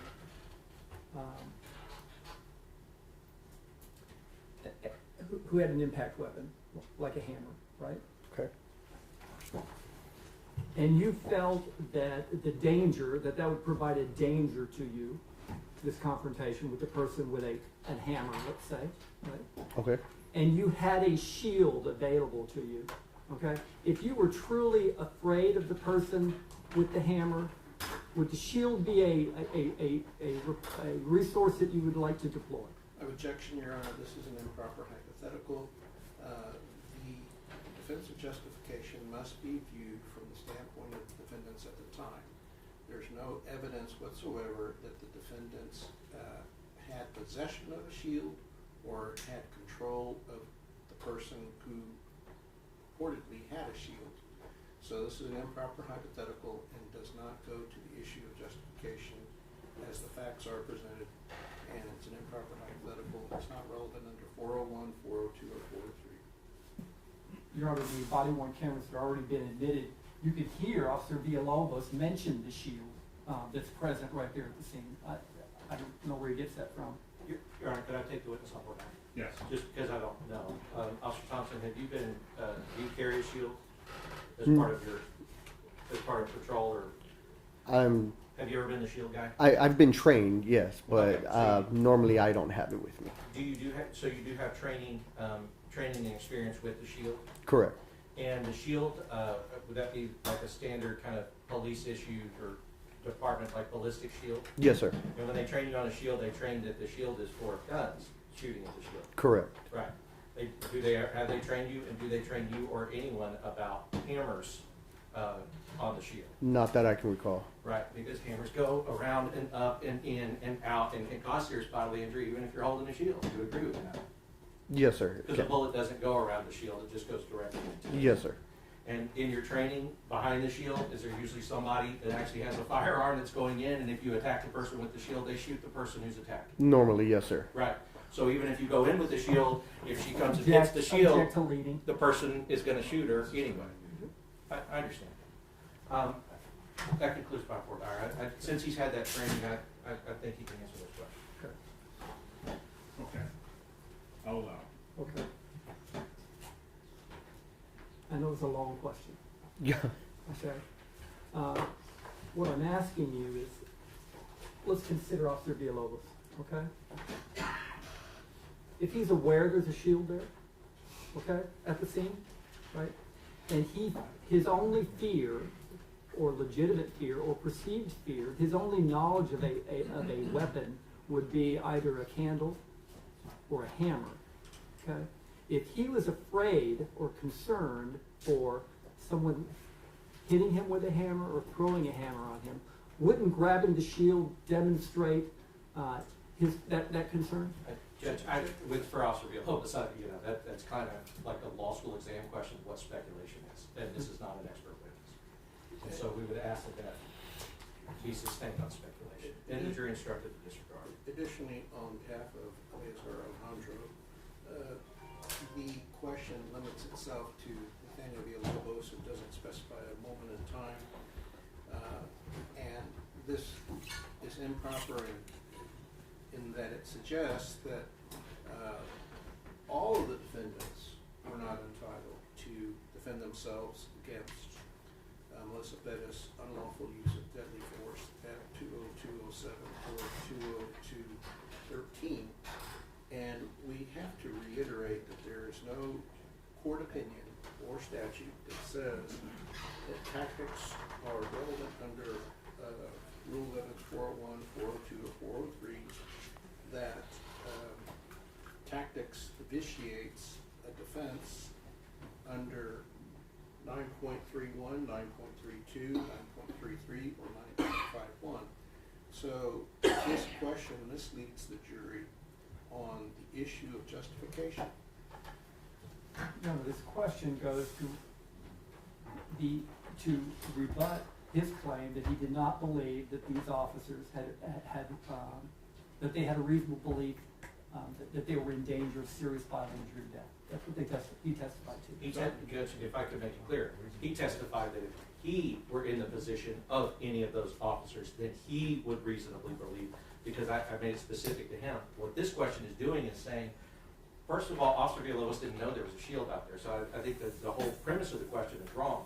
But second of all, it's asking if Officer Villalobos wouldn't, if he were scared of something, then he would have gone and he would have gotten a shield and he would have done all this stuff if he were scared.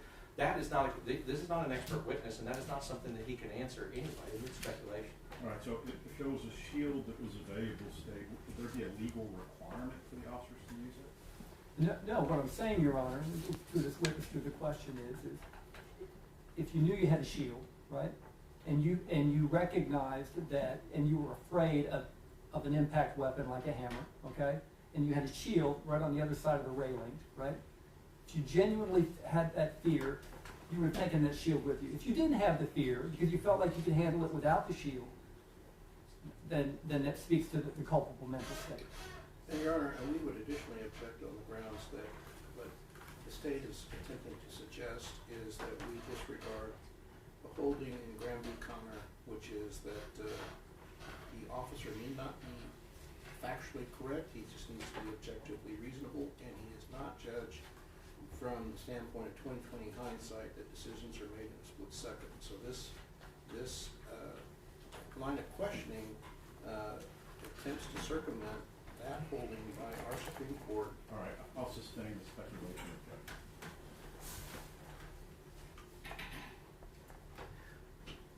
Let's talk about the totality of circumstances, okay, that you were aware of it. It was your understanding that the reason for the officer's persistence in arresting Melissa Perez was because she had assaulted Officer Salinas with a glass candle. Is that right? Yes, sir. It had nothing to do with wanting to collect evidence of a criminal mischief, was it? No. It had nothing to do with... We object to that last question because that question is designed to go to exigency, and the court has already ruled that exigency is not an issue. And we believe that the state is opening the door to the matters that we've asked the court to take judicial notice of under Rule Evidence 202. So if they're going to open the door, we believe that the matter we've asked for judicial notice of should be admitted into evidence at this time. I'm not asking about exigency, Your Honor. Your Honor, we do object to speculation though, because he was asking about whether or not Sergeant Flores and the other sergeants out there were going in based on criminal mischief or whatever, and he would know that. All right, I'll sustain. Well, Your Honor, just, the defense has introduced all this evidence of finding evidence of criminal mischief in her apartment. That would not be relevant then for you to have admitted it if the state can't respond to it in this way. Well, it's just he can't respond to it by asking this witness if that's what the reason that they were going in or felt that there was a reason to arrest her. Yes, you can ask him if he has personal knowledge about what was discussed. Yeah, and I'm asking you personal knowledge, right? Yes. From your personal knowledge, did the entry into her apartment or the attempt to arrest her have anything to do with collecting evidence of a criminal mischief? Your Honor, we would object. This is a backdoor way of circumventing the court's rulings. It's not relevant under 401, 402, 403. I'll allow that question. I'm sorry, could you repeat? Sure. To your knowledge, the efforts to go in and arrest her had nothing to do with wanting to get into the apartment to collect evidence on a criminal mischief case, did it? No, sir. It had nothing to do with wanting to extinguish the lit candles in the apartment? No, sir.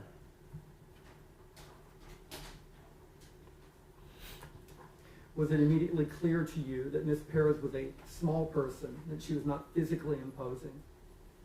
She was a smaller stature, yes. And that any of the approximately 15 officers, by their condition and training, could have overmatched her physically by themselves, let alone collectively? That's speculation. And Your Honor, I'll that's sustain.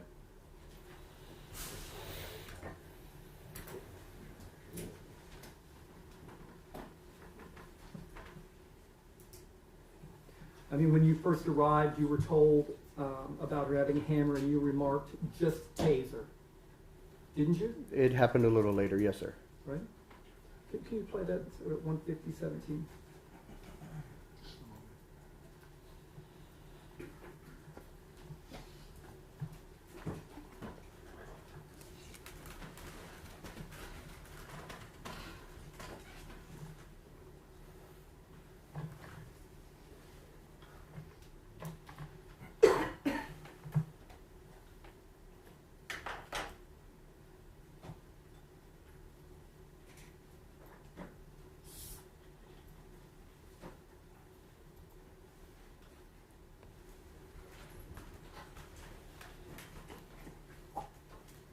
Yeah, everyone on see. She's got all her windows open, man. She's got all her windows open. Still with the hammer? Well, on that side, bro, there's a window. All you gotta do, it's just a screen. Yeah, but is she still carrying the hammer? Yeah, freaking taser, bro. Walk in there and taser.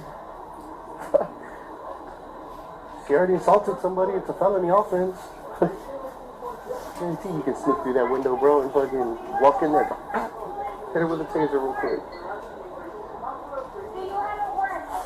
I'm not even going to negotiate. No, do you have a warrant? No, you don't. And we don't need a Okay, warrant. so you can't come in. You assaulted one of my officers? You No, I better be didn't. there. They assaulted me. So, I'm going to ask you one last time. Are you They assaulted going to me. make things more complicated? They assaulted Okay, me. that's my answer. Okay. They assaulted Hey, me. Salinas, where's this guy? Where's he?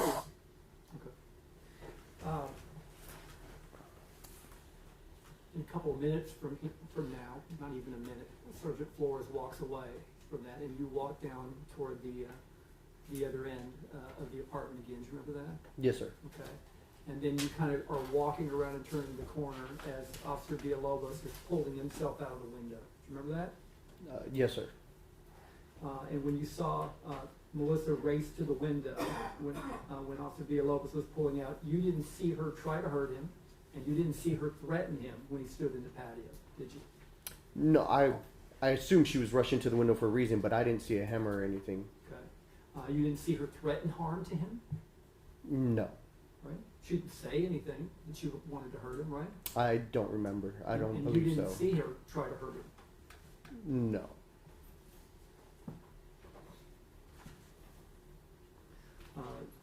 You never saw her in possession of a firearm?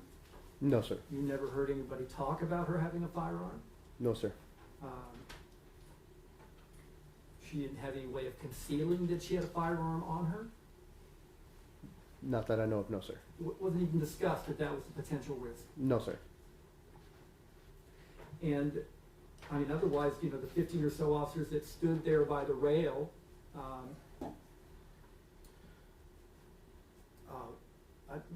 I mean, people weren't afraid of her sending things out of her apartment, or they wouldn't be standing at her rail. Speculation. Well, I mean, you yourself approached the rail, right? We can see you with your hands clasped, right, when Yes, you're talking to her, right? Yes, Were sir. you afraid that she was about to imminently throw something out at you, At the time, I didn't see her with anything in her hand, so no. right? I mean, you'd heard that she had a hammer, Yes, sir. right? You'd heard she had thrown a candle out, right? Yes, sir. But you felt so safe at the rail that you could clasp your hands together, right? I specifically put myself next to the wall. That way, if she did grab something, I was right there. You I could could take literally some- take a one side step. You could take some evasive action, because a wall provides good cover. That wall did, that brick Right. wall, yes.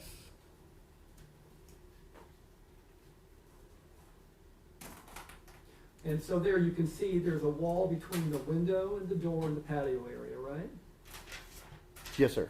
And that wall is large enough to provide cover to an officer from any object held by Ms. Perez, right? I wouldn't say that. It's a pretty small wall, so if she's reaching out the window, she could easily get to somebody. Okay, would you see her reach out the window? Whenever she came through with the hammer, yes, she came out the window. You saw her come out the window? Her arm came out the window. From what I remember, yes. At which point? At what time? When she hit the window with the hammer. Okay, so this is later. Correct. Before, this is Yes, later, sir. right? Yes, So sir. the only time you saw her hand instead of reach out would have been after she broke the glass, Correct. right? Yes, sir.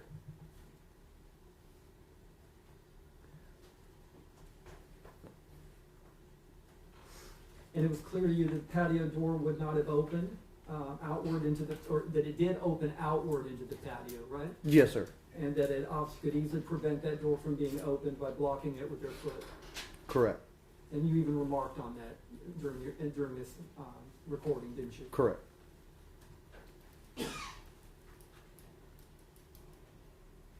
So if Villalobos or Flores had actually feared that an item would be thrown at them, they could have easily have taken the ballistic shield with them when they decided to cross over into her. Objection, compound question, speculation, and And we'd ask the jury to just instruct to disregard the question because the question made a statement that was clearly speculation. Members of the jury, I'll instruct you to disregard the last question. Well, if you had been on that patio or going onto that patio and you had a shield in your hand, would you feel that shield would have protected you from her reaching out the window with a hammer? objection, relevance, improper hypothetical. It's not duplicating the danger that any of the defendants felt at the time. There's insufficient background information to put him in the same situation as the defendants. I'll sustain. You had talked about being trained with the beanbag rounds being put into a shotgun, right? Correct. Yes, sir. So what would happen if a person was shot with a beanbag round with that shotgun? Maybe at 10 feet. It would cause a severe amount of pain. Yeah. Could it prevent a charge? It could. Okay. And how many rounds of beanbag rounds would be in a shotgun like that? So normally we carry 5. Okay. So if a beanbag round shotgun had been deployed in a way to prevent a charge, it could have been an effective tool. Judge, I'm gonna object. This again is an attempt to blame the officers for their tactics when the cause of the use of force clearly was that the complaining witness illegally resisted arrest under 38.03 B2, which is not permitted, and it's not relevant under 931, 932, 933, or 951, that the officer's tactics caused the criminal behavior that triggered the justification in this case. Could we approach the bench, Your Honor? Yes.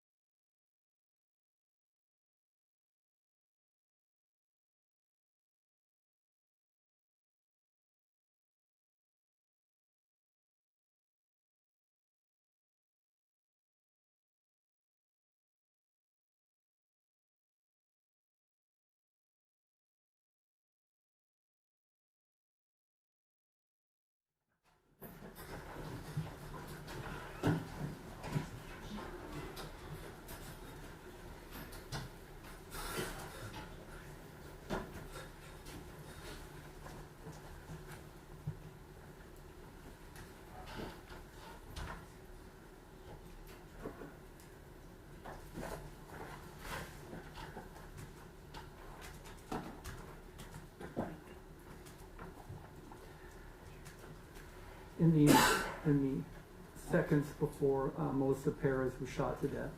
Okay. Isn't it fact that Villalobos was actually in more danger from the rounds being fired from Officer Alejandro than he was from Melissa Perez behind that closed, locked door? Objection calls for speculation. You can refer. Okay. Have you seen that part of the video? Which part, sir? Can you show, put on the, on his video? Okay, put his one.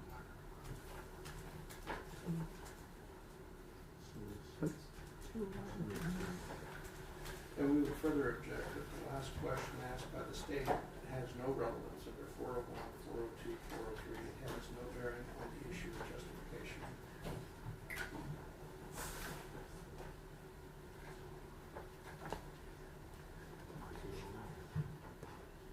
Probative value. Sorry? What's the probative value? The probative value. 403.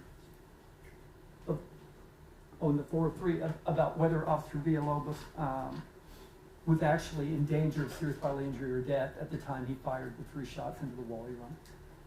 That's pretty probative. That wasn't the question. He's misstating what his previous question is. He's taking a leap in time. All right, so let's get back to the question. Let me show you the video here real quick. Okay. Yeah, we'd be inside. Don't you think that makes sense? No, that's stupid because you know what? I'm That's not. rolling. What's rolling? That's ridiculous. What's Don't rolling? embarrass yourself, sir. I'm asking you what's rolling. The camera. So we can. Okay, watch out, move. Watch out. Go, get him. Hey, watch out, Bisha.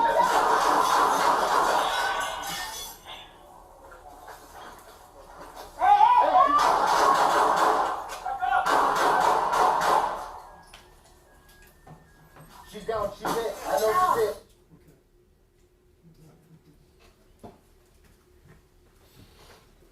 Now, from the position of Officer Villalobos, right?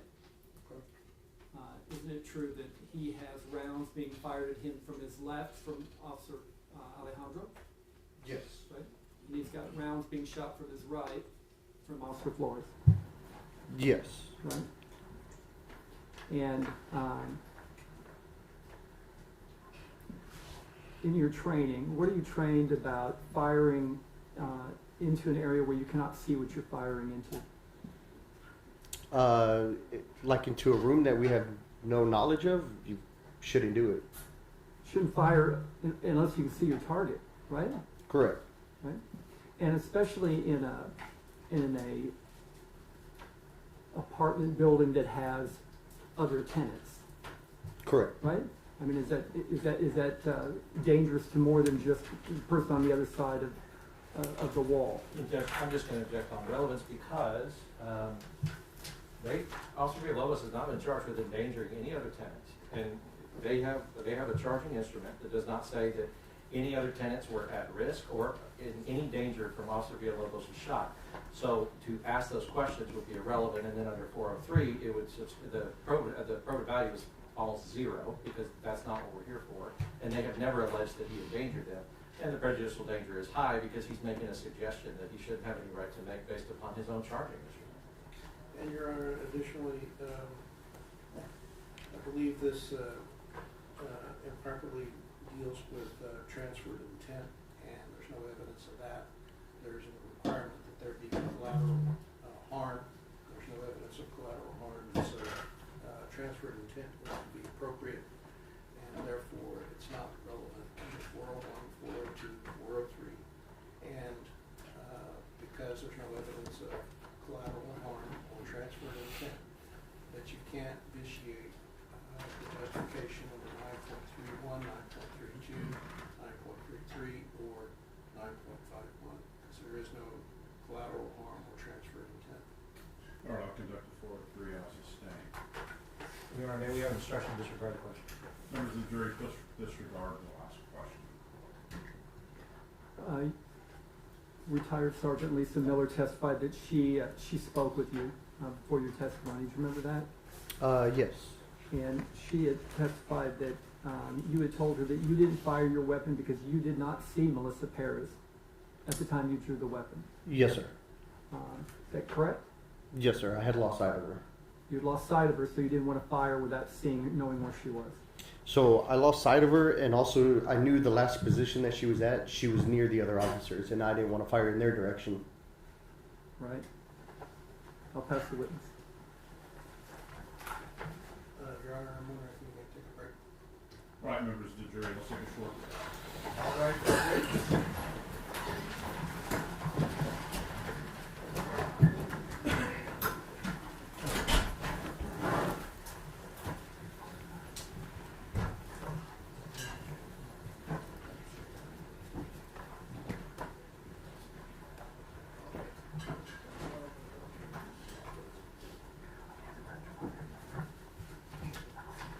May you be seated?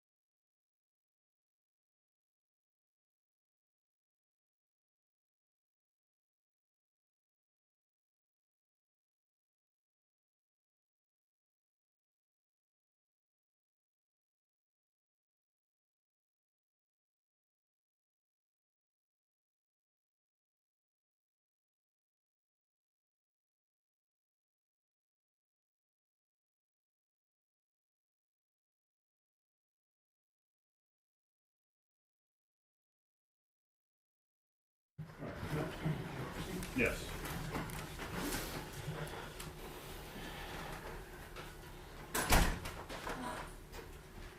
So, Officer Thompson, you recall that the state asked you certain questions about whether or not you were afraid at a particular point in time. Yes, sir. All right. So, before I ask you questions about that line of testimony, what I'm going to represent to you, that I'm going to show you still frames from your body-worn camera between 2:02:04 more or less to the time that Melissa Perez struck the window with the hammer, and also going to show you similar still frames from the following officers: Vince Gomez, Andrew Lamb, Robert Ramos, Jesus Rojas, and Jonathan Salinas and Dallin Young, but they were present at the time, correct? Yes, sir. And you understand that oftentimes your body camera may not depict certain actions by you because of where the camera is positioned, correct? Correct. And so would you agree that other people, other officers' body cameras, if their camera had you in their field of view, could capture your reactions at the time, correct? Yes. All right. So, and before I go further, would you agree with me that on the night that you gave your statement, you were not allowed to see your body-worn camera, correct? I viewed a small portion of it. But you were not allowed to review it in its entirety, correct? Correct. And you weren't allowed to view the body-worn cameras of Vince Gomez, Andrew Lamb, Robert Ramos, Jesus Rojas, Jonathan Salinas, and Dallin Young, correct? Yes, sir. All right, so what I'm going to do is I'm going to show you frame by frame your body-worn camera, and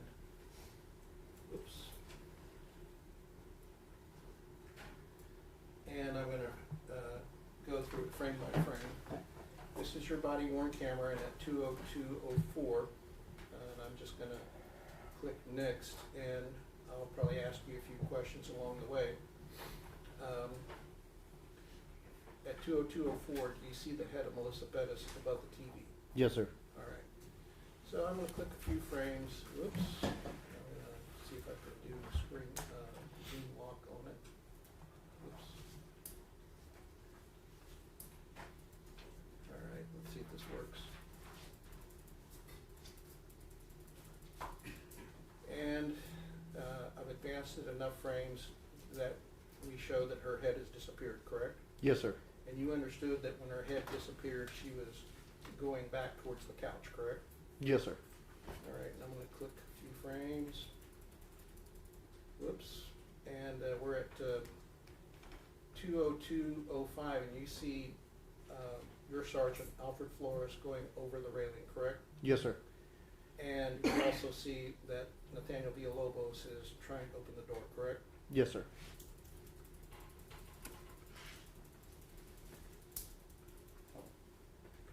And we're at 2:02:06, and we see the head of Melissa Perez appear, correct? Correct. And would you agree that tells you that she's coming back towards the window? Yes, sir. All right. And I don't know, I've advanced probably about 10 or 15 frames or so. What did we see in the last 10 or 15 frames? Melissa Perez approaching the window with a hammer. All right, and when she was approaching the window, based upon your recollection, was she approaching, charging, running? What was she doing? She was charging. All right, and can you elaborate what charging means to you, to the jurors? I guess I would just say that she's closing distance quickly. All right, and in your recollection of events, is that aggressive? Yes. Is that cause for concern? Yes, sir. All right, now I'm going to click a little bit more. What did we just see after about 5 or so frames? She's got the hammer over her head, and she's getting closer. All right, and so would you agree that if your body camera was able to capture her raising the hammer and swinging it overhead and getting closer, your eyes were able to perceive that as well? Yes, sir. All right, and when you saw her getting closer and raise the hammer, can you tell the jurors whether that increased any apprehension on your part that she was going to use the hammer as a deadly weapon? It did. I'm sorry? It did. All right. And explain why. Because it looked like she was going to hit one of the officers. All right. And I'm going to click a few more frames. And did you see what you did with your left hand? I did not know, sir. All right. Okay. Do you see what you're doing with your left hand? I took it off the railing. All right. And that happens in 1 or 2 frames, correct? Correct. And what are we seeing now at 2:02:07? Her breaking the window with the hammer. All right. And when you say breaking the window, do you see the cone of glass particles coming out of the window? Yes, sir. All right. I don't know if we're at the end of this, but we'll go to Vince Gomez's. It's going to take a while for this computer to bring it up.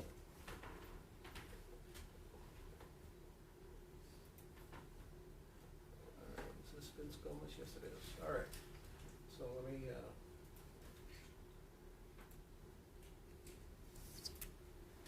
See if I can lock the. All right. This is Vince Gomez. Is this you? Where I'm putting the cursor? Yes, sir. All right. And just for the record, you're on the far left, and then to your right is Eleazar, and then in the middle we see Alfred Flores going over the railing, correct? Yes, sir.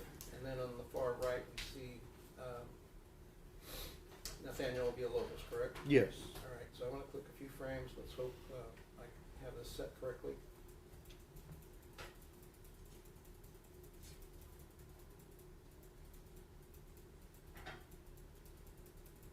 I've clicked probably about 10 or 15 frames. Tell us what we saw, and it's at 2:02:07 right now. We just see Officer Flores getting over the railing. All right, and when he's over the railing, would you agree that both of his feet are at the right corner of the screen, closest to the railing? Yes, sir. All right. I'm going to click a few more. And do you see yourself here? Barely, yes, sir. Okay, I'm going to go back a little bit because you may have disappeared in the dark, but knowing where you are, I want you to pay attention to what happens. Tell us what you're doing in those last fraction of a second, in the last 5 or 6 frames. To be honest, it's really hard to tell on the screen. Okay, all right, fair enough. All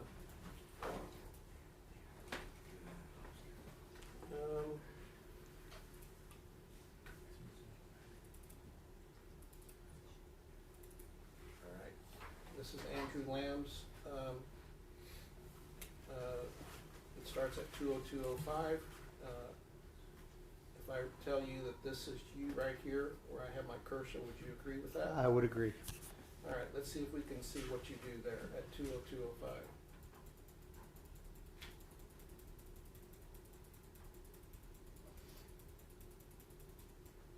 Do you see what you're doing there at 2:02:07? Yes, sir. Tell the jury what you're doing. I'm moving, I guess, to a place of cover behind the wall. All right, and would you agree that when stand your honor?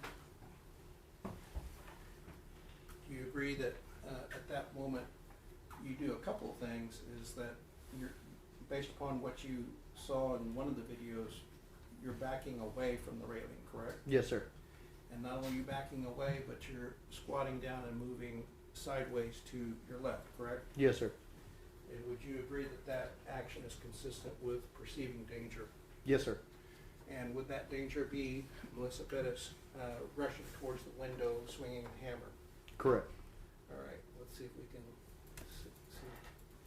And do you continue to move? Do you continue to move to the left? Yes, sir. All right, let's go to the next one. This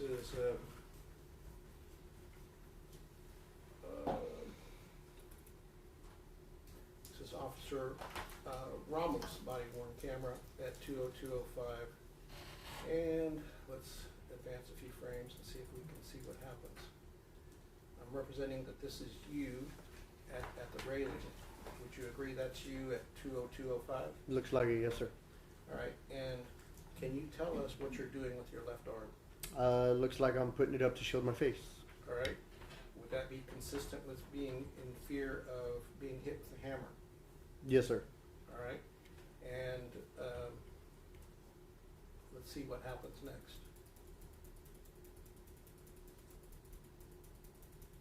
How many steps backwards do you take away from the railing?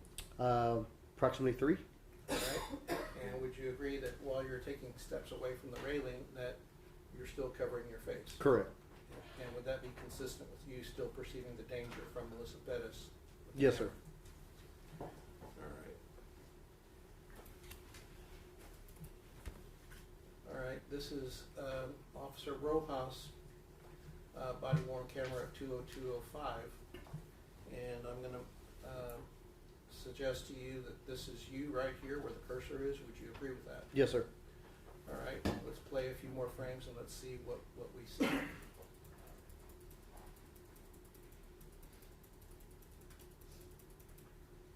All right, what do we see? Probably advance it probably 15 frames maybe. What do we see in that? Again, me taking a step to the left and covering my face. All right, and would you agree that that's consistent with you being in danger of Melissa Perez coming towards the window with a hammer? Yes, sir. All right, let's see if let's play this to the end. Probably played 5 more frames or so. What do we see? Same thing. Me covering my face and taking another step to the left, or moving to the left. To the left and backwards. Yes, sir. All right, and would that be consistent with being in danger? Yes, sir. And you were asked whether or not you were afraid. Having seen these body-worn camera stills and the progression at 20204 to 20207, would you tell the jury whether at this moment in time you were afraid? At that moment, I would say yes. And why is that? Because I didn't want to get hit with a hammer or anything else. And if you were hit with a hammer, what do you think that would cause? Bodily injury. All right. All right. And then we're going to show you Selena's body-worn camera. And it's at 20206. I'm going to represent to you that where the cursor is, we see you. It's kind of hard to see you because the darkness blends in with probably half of your body. Would you agree with that? Yes, sir. But here we see Eleazar, or as he's known as Bug. Would you agree? Yes, sir. All right, and I don't know who this is, but let's play this a few frames. And I've played about 5 or 6 frames. What do we see you do at that point in time? Looks like I start moving backwards. All right. And do we see Melissa Perez right here where the cursor is? Yes, sir. All right. And that's at the time that she's charging at the window, correct? Correct. And I believe at 20207, you kind of basically disappear in the darkness, correct? Yes, sir. And that's because of the limitation of the camera. You just didn't disappear out of thin air. You were there, right? Yes, sir. All right. And let's play from Dallin Young's perspective at 20206. And play a couple of frames. And I've played about 5 or 6 frames. What do we see in those 5 or 6 frames? Same thing. Me taking a step and shielding my face. All right. And let's play a couple more frames. And I don't know, played about 8, 9, 10 frames. What do we see then? Same thing. All right. And when you say the same thing, that means that you're backing away from the railing and covering your face? Yes, sir. In a protective mode? Yes, sir. Because you're in danger of being hit with the hammer? Correct. All right. So would all of that be consistent with you being afraid? Yes, sir. being afraid at 20207, or actually 20206, when she was charging at the window with the hammer. Correct. All right.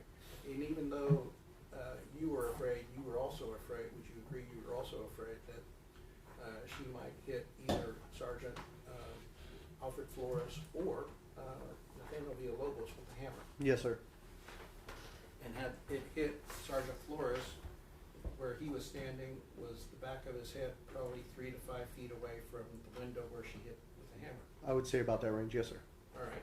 And if she had thrown the hammer through the window, do you believe that that would be capable of causing serious bodily injury or death to Sergeant Flores? It could be. Yes, sir. All right. Now, it's my understanding that you gave your written statement at 5:10 a.m. to Detective Wise. Is that correct? Sounds about right. Yes, sir. All right. And your let me cover a few things. You said you were paired up with Nate Villalobos that night? Yes, sir. And have you paired up with him before? I can't remember. All right. Generally, do sergeants pair people up if they can't work well together? No. All right. So people are paired together if the sergeant knows that both officers have good work ethics, correct? Correct. Good skills, Correct. understand each other, Yes, sir. compliment each other, Yes, sir. and you're not paired up unless the pair is good as a partner, correct? Yes, sir. All right. And so Nathaniel Villalobos was one known to use good judgment. Yes, sir. He's not one to stir things up. Correct. And you know what it means to blow up a call? Yes, sir. All right. Was Nathaniel Villalobos one to blow up a call? No, sir. Was Alejandro Villalobos one to blow up a call? No, sir. I'm sorry. Eleazar Alejandro known to blow up a call? No, sir. Did both of them have good judgment? I believe so. All right. And I want to show you the beginning of Eleazar's body-worn camera, if I may.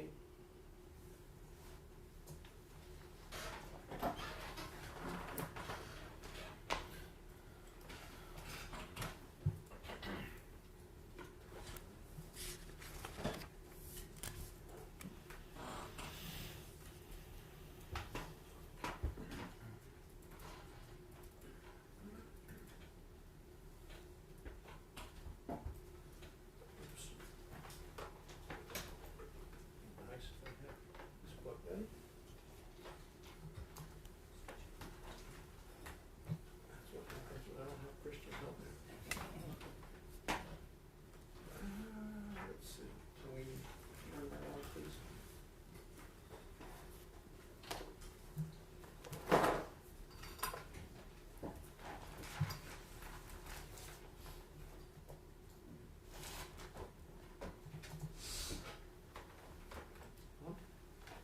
It's on.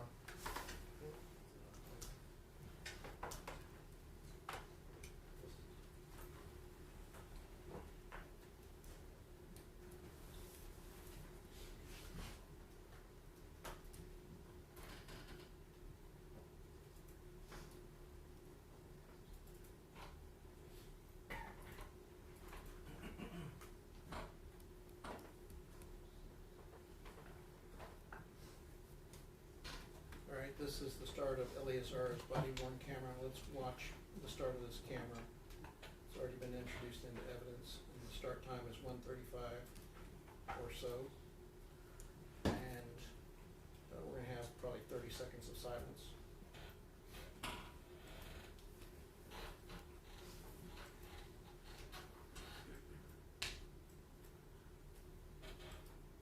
You guys have I know who were brothers are involved in it and what we can do. You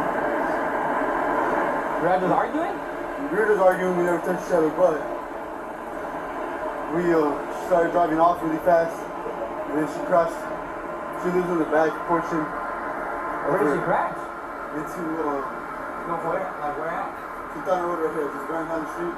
She threatened me with calling her brothers again because we've been on argument and she was mad and then that happened. You know, like, What's your name? Francisco Rivera. And Francisco Rivera? yeah, and then she threatened me with her and her brother. I know what they're into, I know what kind of shit they do, and I'm scared of them, so I just started running. And I was running down over there, I think there's military down there. Yeah. And I went out military, no one answered the door and called the cops, and then I came down this way. Okay. What do you want to do now? Y'all were just arguing. We were just arguing, I just want to ride home. She's gonna go home, ain't she? Or is she gonna go? No, I'm trying to get home to my mom's house, I guess. I'm trying to get away from Where's your mom's house at? Fargo side, I guess. It's gotta be on the south Can you side. make a call to her? I had to leave so fast, I want my phone. You know your mom's phone number? I think it's 374-1918. You think or you know? I know it's You think she'd answer right now? Yeah. You think she'd answer What right time is now? it? It's almost 2 in the morning. I don't know if she'll answer. You don't know anybody else's She number? knows we've been arguing, so she might answer, but she's not been working, so. What was the number again? It was 210? 374-1918. You sit on the third one now, okay? Thank you. What's your name? My mom's name is Celeste Franco. Celeste Franco, and Yes, you're sir. Francisco? Yes, sir. Hello, Miss Celeste. Hola, buenas noches. Saludos, mujer, saludos, mujer. Este es el oficial Alejandro con el Departamento de Policía de San Antonio. Estamos aquí con Francisco, él está bien. Más que necesita que lo venga a recoger. Yo creo que estaba discutiendo con su esposa, y nomás se quiere ir con usted para que ya no sigan discutiendo. Ok, deje, ¿mande? You want to take this one? Or you want to go into the crash?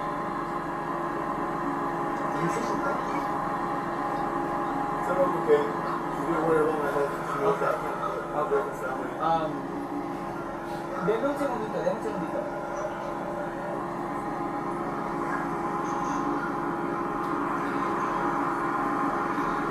Sounds good. You don't have any weapons in here, right? Yes, sir. You don't have, start this all inside out. Fence it inside out. Yeah, that's how fast I was gonna rush out of Alright, it. man. I'm gonna have you jump in my car, and then I'm gonna take you to the Sam's Club, and I'm gonna give your mom the address. Go pick us up. What's that stuff? No, right now, military? Okay, sounds good. Thank you. Tell them okay though, 'cause Okay. she's been worried about my health. Celeste, She knows la the señora possibility Celeste. of Voy a ir a dejar aquí su hijo al Sam's Club que está aquí en la military. Ahorita le marco otra vez porque voy a subir al carro y no quiero estar en mi teléfono. Me voy a subir al carro y así cuando llegue yo ahí. Ok, está bien. Ok, está bien, señor. Señora, disculpe, ahí lo voy a llevar y ahí lo voy a esperar, ¿ok? All right, so I'm going to represent to you that we could play this for another 7 minutes, but in the next 7 minutes, that what we see is that Alejandro takes this gentleman to the Sam's Club for his mother to pick him up. Is that the type of person that indicates that he's community police oriented and caring of others? Yes, sir. And is that the Alejandro you know? Yes, sir. All right.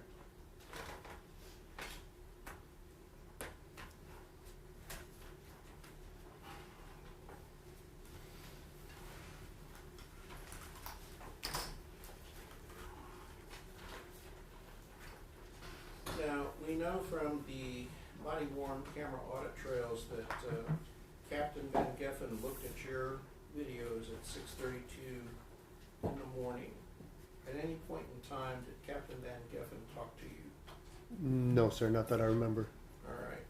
At any point in time after the morning of June 23rd, 2023, did Captain Van Geffen talk to you or ask for details?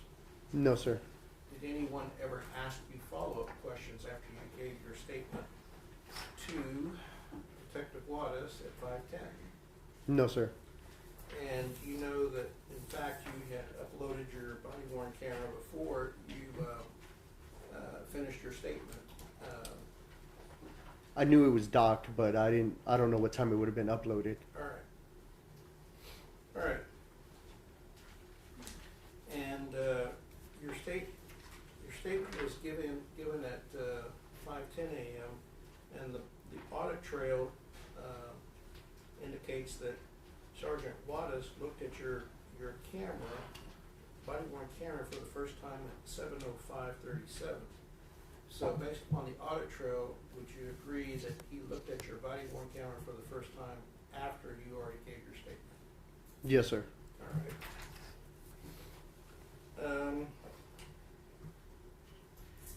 And on November 6, 2023, Detective Soto accessed your body-worn camera at 4:30 and clipped it 1 minute before the first shots were fired. Did anyone ever ask you to explain to the police department or to the district attorney's office what was clipped on November 6, 2023 before the case was indicted? No, sir. All right. Had you been asked to explain what you saw in that clip by the district attorney or the police department, would you have been able to explain to either the police department or the district attorney that in the 1 minute before shots were fired, you saw Melissa Perez charge towards the patio window, raise the hammer in her right hand, tomahawk style, and smash the window at 2:02:07, and that the hammer was 3 to 5 feet away from the back of Alfred Flores' head? Yes, sir. And would you have been able to explain that you yourself were in fear of the hammer at that point in time? Yes, sir. But no one ever asked you those questions before this case was indicted? No, sir. All right.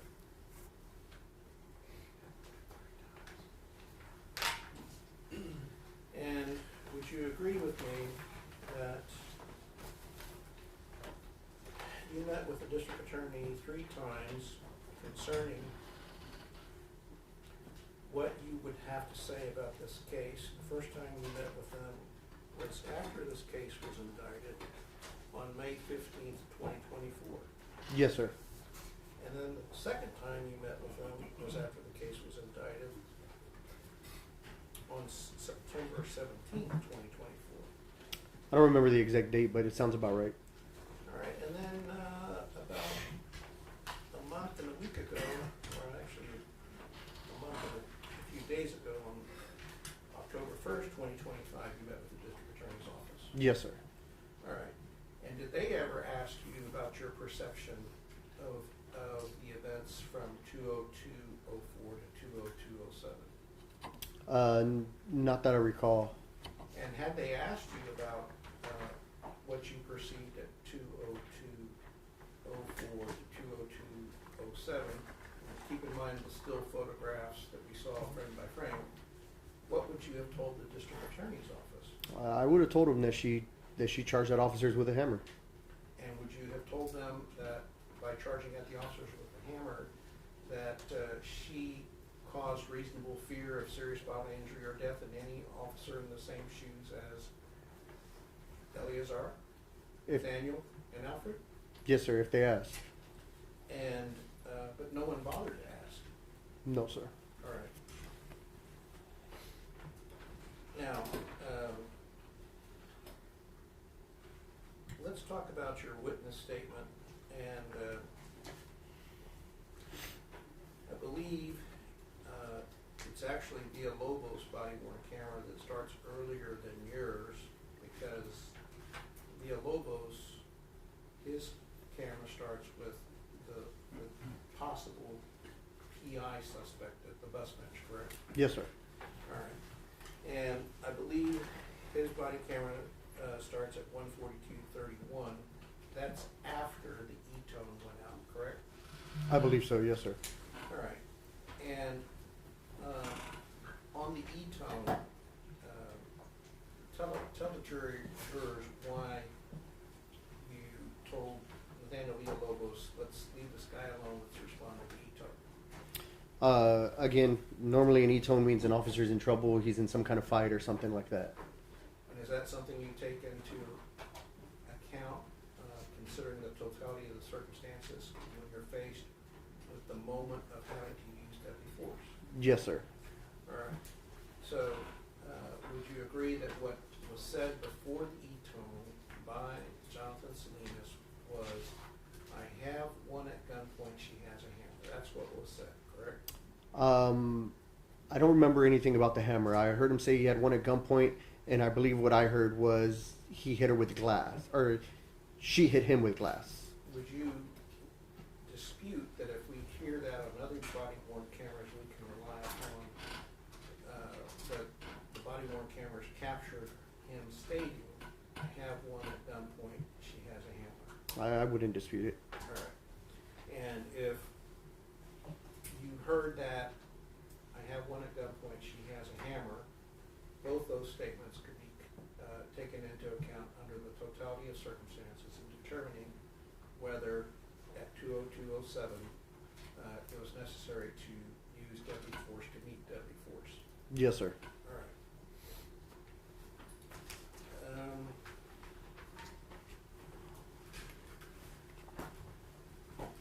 Now, what I also want to understand is that it's my understanding that if, and I'm not going to make you do this, but would you agree that if we were to listen to your body-worn camera in its entirety, that we would hear at least 11 times someone mention that she's got a hammer?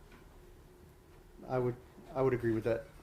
And that was made, those statements were made by Jesus Rojas and Jonathan Salinas and others, correct? I don't know specifically who said it, but yes. All right. And would you agree with me that if someone's repeating 11 times she has a hammer, that's something that you can take into account when evaluating the totality of circumstances to decide whether the use of deadly force to meet deadly force was reasonable? Yes, sir. All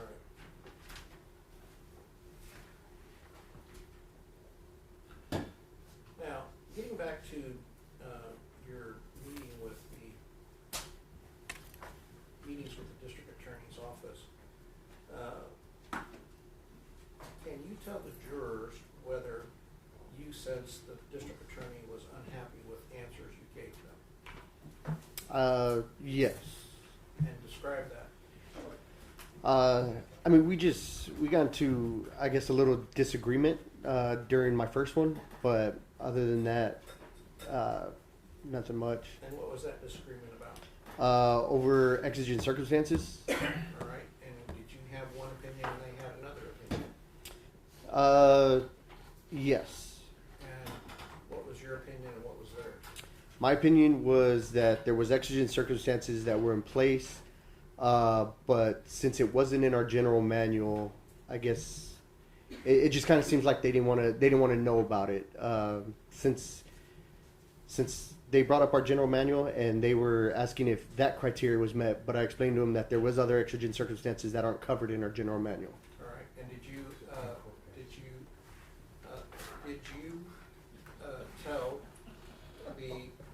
tell the state that there was a specific Supreme Court case that you were aware of that said otherwise? Yes, sir.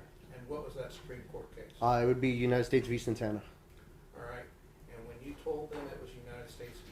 Santana, did they seem to care? No. All right.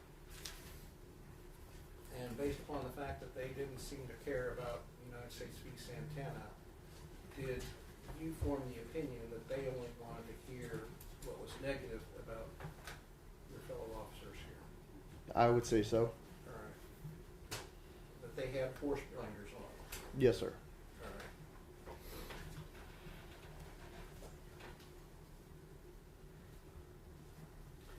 right. Now, again, I'm not going to ask you to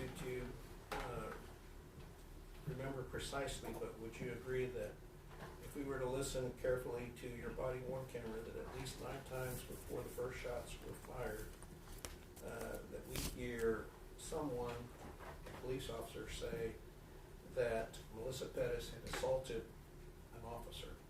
Yes, sir. All right.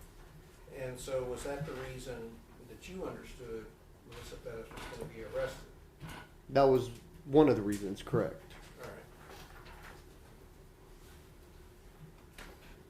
Now, if I represent to you that Officer Dallin Young said at 1:48:02 she has a weapon or something, would you agree with that? Yes, sir. All right. And that at 1:48:03 to 1:48:04, Jesus Rojas said she has a hammer. Would you agree with that? Yes.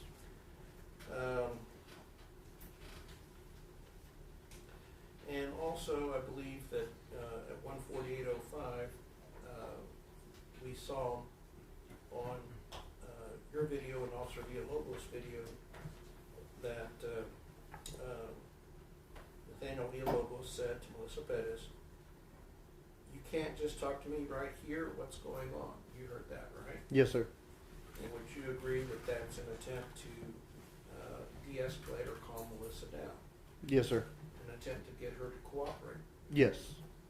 An attempt to get her to submit to an arrest without having to use force? Yes. And when you heard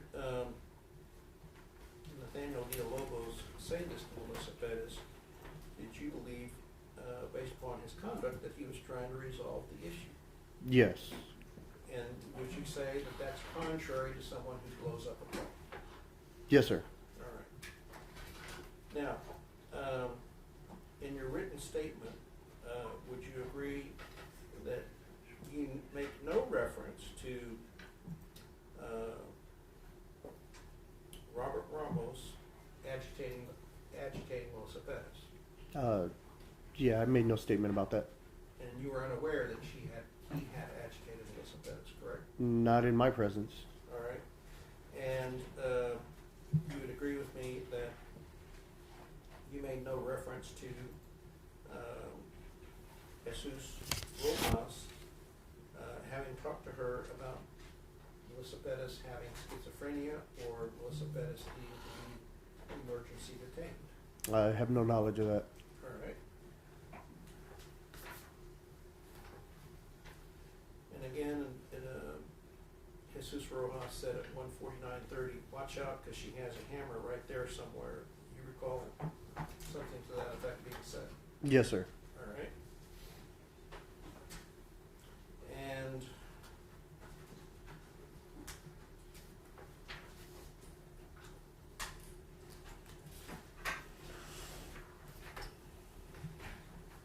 you would agree with me that Melissa Perez made an effort to engage Melissa Perez? I'm sorry?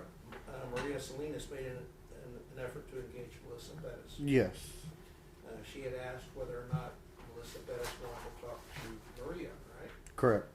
And in your experience, is it sometimes useful for a female officer to talk to a female suspect? Yes, sir. And did you believe that's what Maria Salinas was attempting to do? Yes. And did Melissa Perez respond favorably to that? No. Right.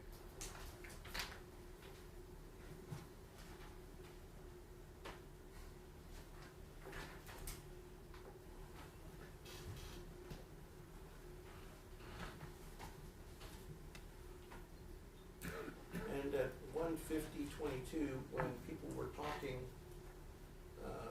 and I believe you, Jonathan Salinas, Chernak, and others were talking to Alfred Flores, that at 1:50:22, Jonathan Salinas, she still has a hammer, right? I believe he asked if she still had the hammer. All right. And he expressed concern that she was still carrying a hammer. Yes. All right. And when you saw Alfred Flores talk to Melissa Perez, he explicitly said, "You assaulted one of my officers. We got every right to be here," correct? I believe that's what he said. Yes, sir. And then her response was, "No, I didn't. They assaulted me." Correct. And that was untrue on her part, correct? That I had seen, I never saw an officer assault her. All right.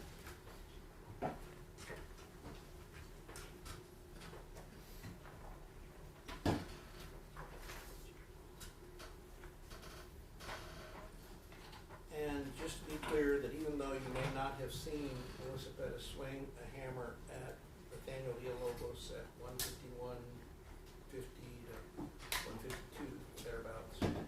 You believed that she swung a hammer, correct? Yes.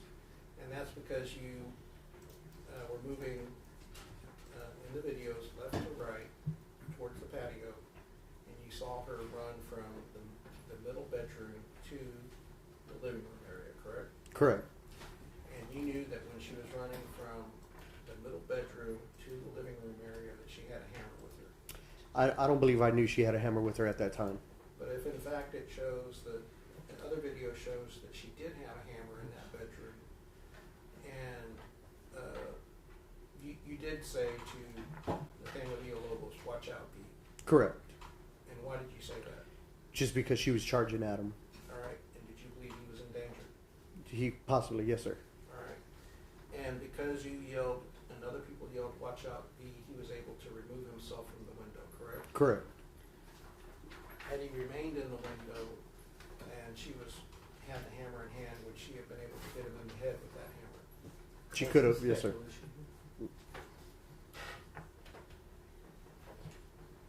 And you heard Jesus Rojas say at 151, 53, watch out, bro, she's coming, bro, she's coming, she has a hammer. You heard that, correct? Yes, sir. Some version of it, yes, sir.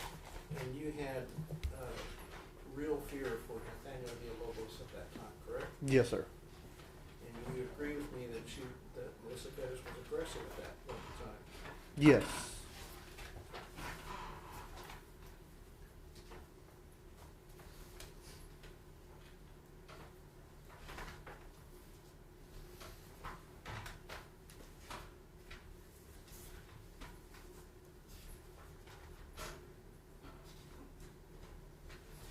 Now,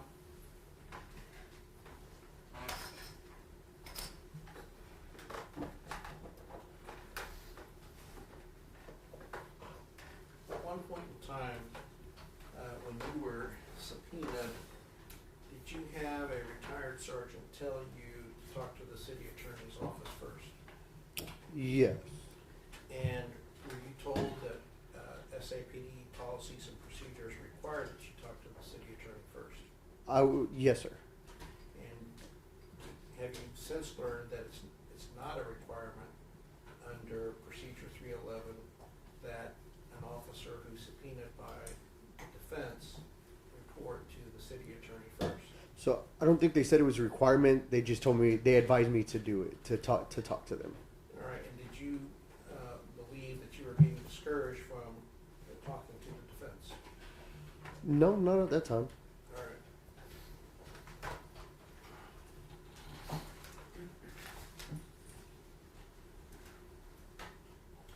And I don't believe it's been asked in detail, but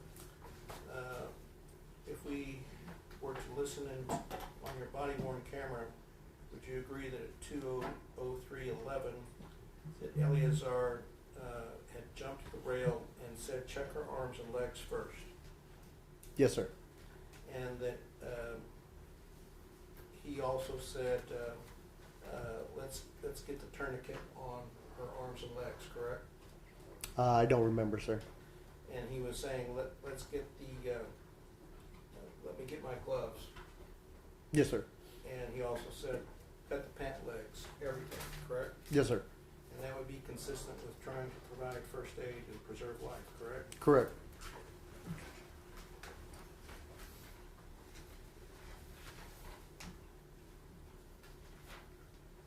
Pass the witness.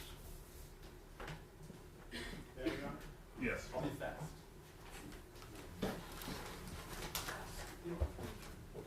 Thank you. Okay.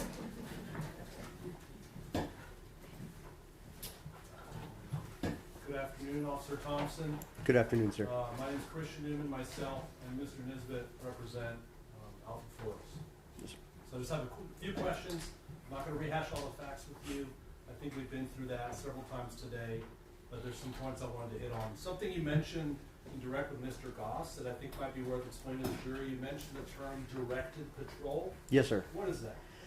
So normally if you're put on direct patrol, you work the south service area. The south service area is divided into 3 sections. When you're on direct patrol, you can work any of the 3 sections. You're kind of just out there making traffic stops, stuff like that, and you don't really answer calls for service for that. Okay, and that's something that you and Officer Villalobos would sometimes double up to do? I don't think we ever doubled up for direct patrol. Not you two, okay. Yes. Was that something you would double up for? Did I understand that correctly? Yes, sir. Whenever you're on direct patrol, it's a 2-man car. And why is that? I guess for just officer safety. Yeah. Is it because that type of patrolling, rather than responding to calls, there's more unknowns there? Yes, sir. Okay. So, we've talked a lot about options and approaches. That night, everyone seemed to agree that Melissa was not going to just be left in the apartment and everyone goes back to the substation, right? Correct. That, from what you saw at least, the dozen plus officers there, supported this idea of entering the apartment and getting around. Yes, sir. Okay. And to do so as quickly and safely as possible. Yes, sir. Considering the safety of Melissa Perez, the subject, right? Yes. And considering the safety of the man in her apartment, we talked about that. Yes, sir. And perhaps most importantly, the safety of the officers out there doing their job that night. Right? Yes, sir. Now, we've talked a little bit about totality of the circumstances. Mr. Goss touched on it, Mr. Cifuentes and Mr. Luna did too. As an SAPD officer, you're trained that risk factors and threats are cumulative, not exclusive. Yes.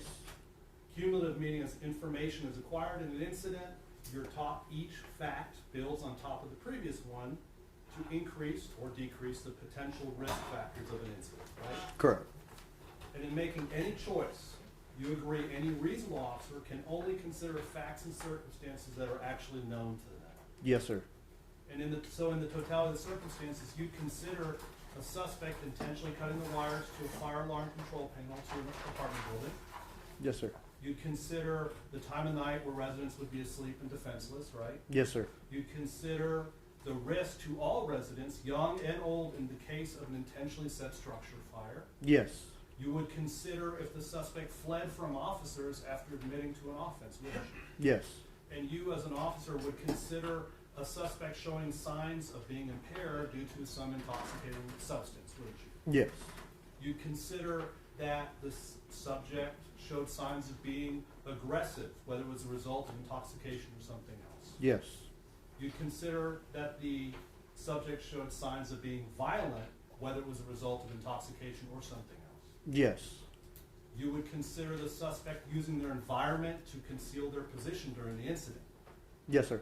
And like this night, you consider that concealment limits the usefulness of tools like a taser, right? Yes, sir. Someone moving around in an apartment and hiding behind a TV or in a hallway or a small wall between a window and a door, that makes other options less available and useful, right? Correct. You consider in the totality of the circumstances the suspect using their environment to conceal their hands during the incident, right? Correct. So hiding things like a hammer, you consider that. Yes, sir. Like you testified, there were moments you couldn't see that hammer, but you know because of what other officers saw that you had the hammer. Right? Yes. You would consider an emergency tone going out for an officer in trouble, like you testified about. Yes, sir. In the totality of the circumstances, you would consider the suspect arming themselves with something like a hammer during the encounter. Yes. You would consider that a hammer can be used or adapted to be a deadly weapon capable of causing serious bodily injury or death. Yes. In the totality of the circumstances, you would consider the suspect using that hammer as an improvised weapon, wouldn't you? Yes. In the totality of the circumstances, you would consider the suspect slashing at an officer at close range with that hammer. Yes. You consider that suspect's demonstrated success in striking the officer with a heavy-weighted object like a candle. Yes, sir. You consider the suspect actively resisting arrest with a deadly weapon, a felony. Yes. You would consider the suspect's potential for serious bodily injury or death by hitting an officer on scene with a hammer. Yes, sir. In the totality of the circumstances, you consider the number of attempts to de-escalate the situation that have taken place. Correct. In the totality of the circumstances, you consider multiple officers using active listening skills and verbal de-escalation techniques unsuccessfully on a suspect. Yes, sir. In the totality of the circumstances, you would consider that at no point during the entire encounter was the suspect compliant, Yes, sir. right? Correct. That's a consideration. Yes, sir. In the totality of the circumstances, you would consider if at no point during the entire encounter the suspect gave any indication that she would come into compliance. You consider that. Yes, sir. In the totality of the circumstances, you consider during an attempt to arrest the suspect, they rush you with a claw hammer. Yes, sir. You consider during that same attempt that she raised the hammer overhead. Yes. In fact, you'd consider if she moved to the side to come at a different angle to try and strike an officer. You consider that, right? Yes, sir. You consider during an attempt to arrest the distance that the suspect was away from you if the suspect rushed you with the hammer raised overhead. Yes. You consider having to make that split-second decision based on the time and distance that may be being compressed by that suspect. Yes. In the totality of the circumstances, you consider if the suspect then rushed into striking distance of you and fellow officers with the hammer raised overhead. Yes. A small wall came up, just a quick aside. You made a comment about at the railing you had a wall for cover. Remember that? Correct. Mr. Lunan made it a point to ask you about, well, wall's good cover, right? Yes, sir. Could you explain the difference between the wall you're talking about on the exterior of the building and that small wall between the patio door and the window? So the small wall was still in close proximity to her, and it's a very small wall. It'd be very easy there for her to still reach around that wall and still get at officers. Especially if officers saw her reach out and around that wall to try and strike someone. Correct. Okay, thank you. So in the totality of the circumstances, you could not consider anything unknown to you at the time the force was used. Correct. In the totality of the circumstances, you could not consider anything not told to you at the time the force was Yes, sir. used. You agree that police officers have a right to self-defense under 9.31 and 9.32 of the Penal Code? Yes, sir. And you agree that police officers have a right to defense of fellow officers under 9.33 of the Penal Code, don't you? Yes, sir. That's how you're thinking about it. Is that the right section? Yeah, yes, sir. Okay. It is, I promise you. And you agree that you and your fellow police officers have a right to go home at the end of your shift? Yes, sir. Now, we've seen in videos throughout this trial that you arrive, I think right before Alfred Flores, but right around the time Alfred, Nathan, and Eleazar get to that scene that night, right? Yes, sir.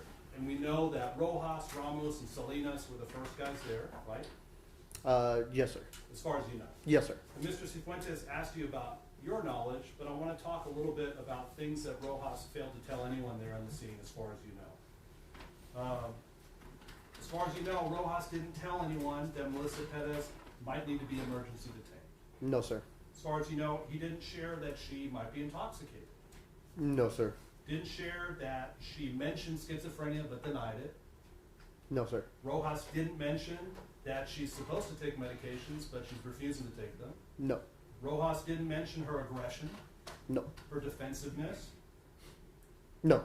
Didn't mention her delusions about Elvis or the FBI, anything like that. Correct. Rojas didn't mention her evasiveness, right? Correct. The jury also heard testimony, before I move on, Mr. Lunan asked you about hints and signs of mental health concerns. Would you agree with me that the best way for officers who arrive later to learn about suspicion of mental health concerns would be for an officer like Rojas, who saw them firsthand, to tell the officers? Yes, sir. And that didn't happen. Correct. The jury heard testimony and saw video about Ramos. Neither Rojas nor Ramos shared with you nor these three men that Ramos had been taunting her, right? Correct. That he had been rapping on her door with the flashlight obnoxiously, didn't share that. No. They'd been kicking her door, didn't share that. No, sir. And he didn't share with you or these officers that he had threatened to tase her dog. No, sir. Did you even know that before today? I didn't know most of that before today. Looking at your face, I can Yeah. tell you didn't know. Ramos didn't share that he was shining his flashlight into her apartment and taunting her. Correct. Didn't know that either. He didn't share that he was making offensive remarks to Melissa Perez, saying she looked like a gang member. No, sir.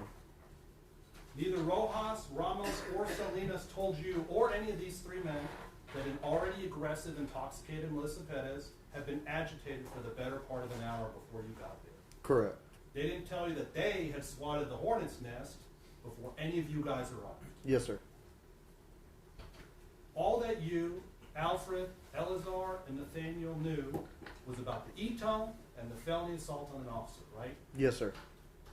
So all these totality of the circumstances for Alfred, who defaults to being in charge because this just happened to happen in the section, the totality of the circumstances that he should be judged by is only what he learned once he gets there, right? Yes, sir.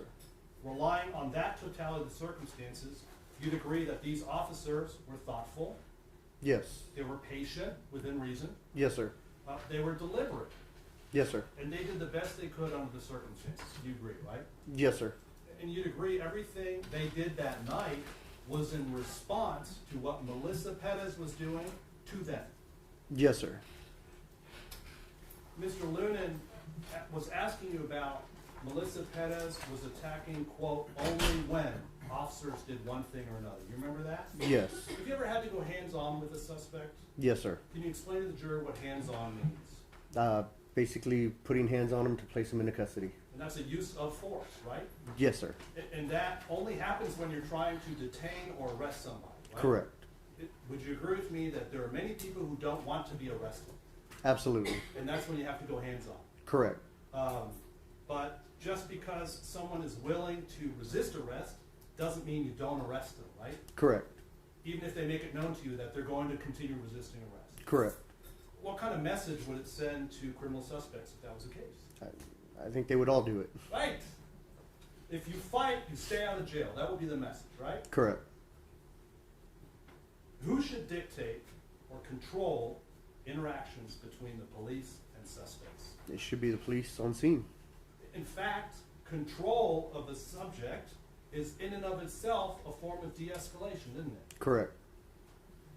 You and all the other officers on scene provided her with options to avoid force, right? Yes, sir. And we heard it on the video. We don't want to use force. Everyone was telling you that, right? Yes, sir. And you gave her options to submit peacefully to arrest that night. Yes. But she, Melissa Perez, turned those options down, right? Yes, sir. And instead attacked officers trying to lawfully arrest her, right? Yes, sir. Defeating all attempts at de-escalation. Yes, sir. The rules of society are that when police are lawfully trying to arrest you, you must listen and then fight it out in court if you disagree, right? Correct. I have nothing further, Your Honor. I'll pass. If we don't have any further, do you, right? Thank you, you're excused. Thank you, sir. Your Honor, is the state not able to cross again, or can we? Your Honor, I don't think This is a bizarre kind of situation here. Yeah, y'all want to approach? Yeah. Do you want to wait?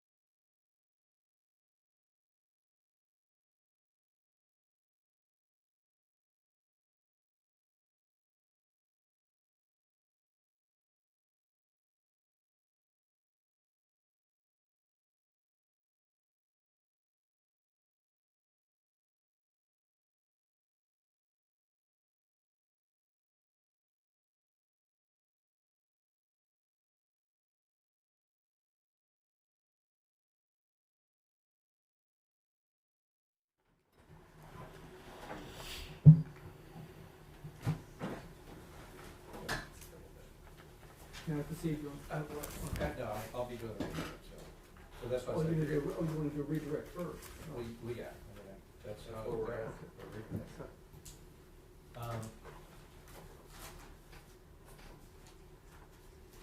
So, Officer Thompson, I just wanted to talk about the,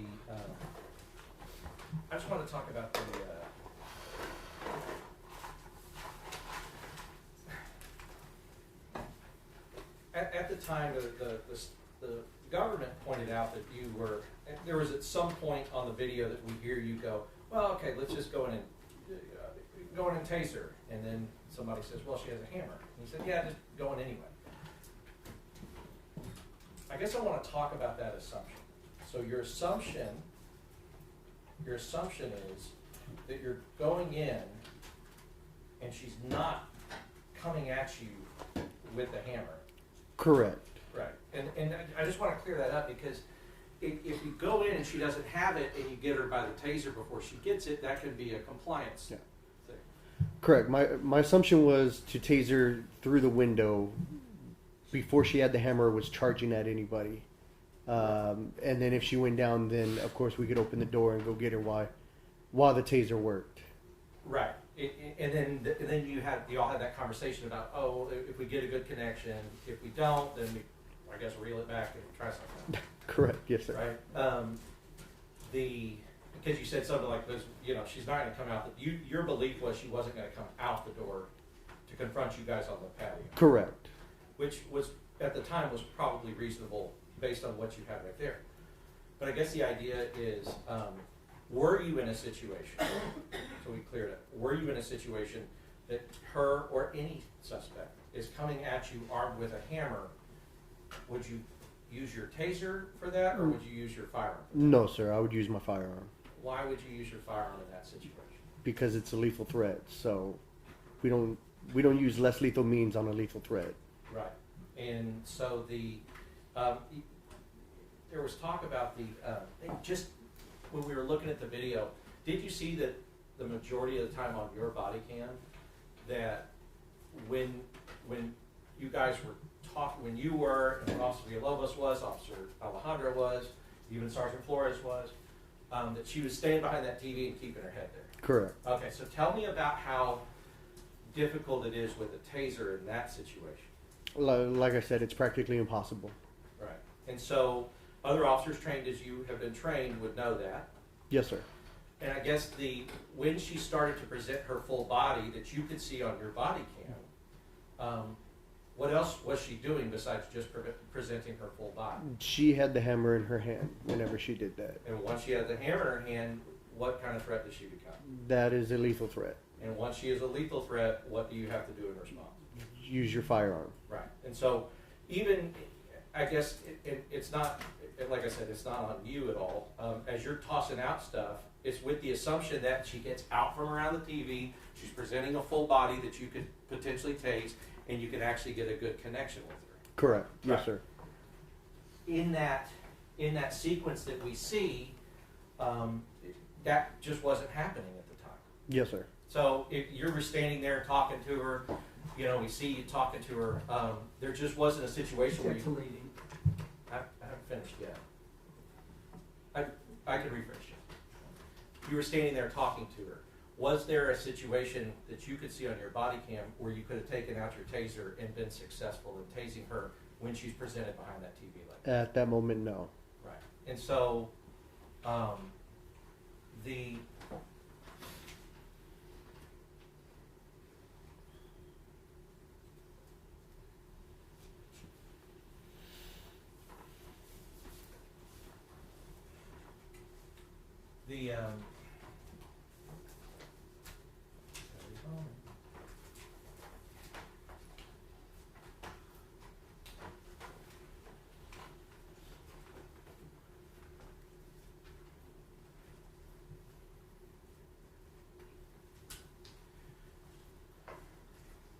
right, so when you're have you had to do other entries before, or was this the first or the only one? Have you had any experience before with entering at all? No, we've had to do others.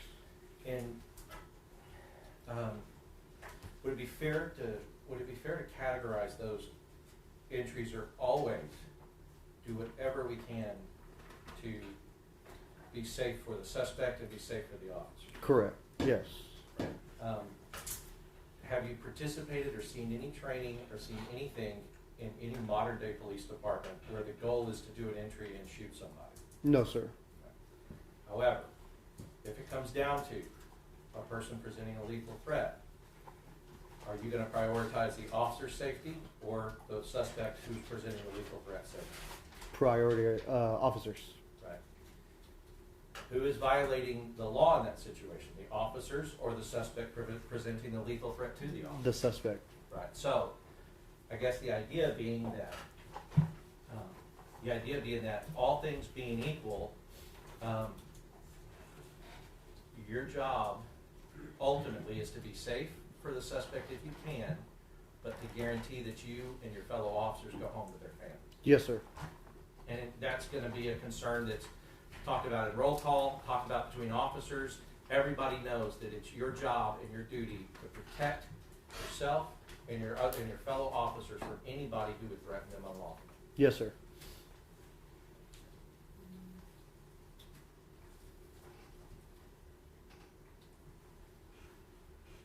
So I guess you have your statement. You have your statement there. Yes, sir. Can you just going over it? I mean, it might take a little bit to read, but can you see the part where you talk about the female inside the apartment approaching the open window with the hammer?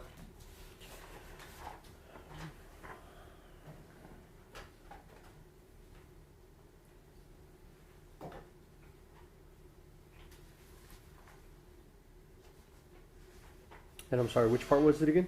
I guess there's a part in your statement where you are describing the female approaching the open window with swinging a hammer over her head. Yes, sir. Okay. Can you tell us, back then, when you were writing your statement, can you tell us what your perception, because you wrote that statement that same morning, right? Correct. Okay, so can you tell us what your perception of what she was trying to do and who she was trying to hurt? My perception was she was trying to attack officers with the hammer. Right, and did you specifically talk about in your statement, if you can read it, a specific officer that she... I don't believe I put a specific officer. Okay. No, sir, I didn't. Okay, so as far as the, let's see. Oh, I actually did, sir. I'm sorry. Okay, it's okay. It's a long statement. It takes a while. So who did you specifically say? I put Officer Villalobos. Right. And then I guess at some point did it look to you like she was trying to hit him again? But it hit outside of the patio area next to me, or I guess the top part of the window on the glass. Yes, sir. All right. And so you have Sergeant Flores there. You have Officer Villalobos, and just as a demonstrative, so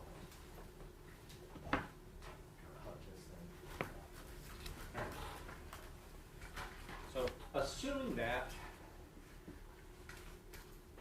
this is our small wall, right? So here's our small wall. Patio's here, right? Officers here, you're back over here. I'm inside the apartment behind the small wall. This would be the window if I'm facing the wall, and that would be the glass door, right? Correct. Okay. So are you saying, I guess, that any officer who is standing here in this area behind the small wall... Object to reading. Suspend. Okay, so in a scenario, if I could show you a scenario, and so are you watching me? Yes, sir. All right. Do you see that scenario? Yes, sir. Okay. Now tell me, does that scenario match the scenario that you were thinking of when you talked about the difference between the small wall and the wall that you were trying to take cover? Yes, sir. Knowing and seeing Melissa Perez that night, did she seem to be capable of doing that around that wall? Yes, sir. Was Officer Villalobos at various times within striking distance, standing next to the door and standing in that general area? Yes.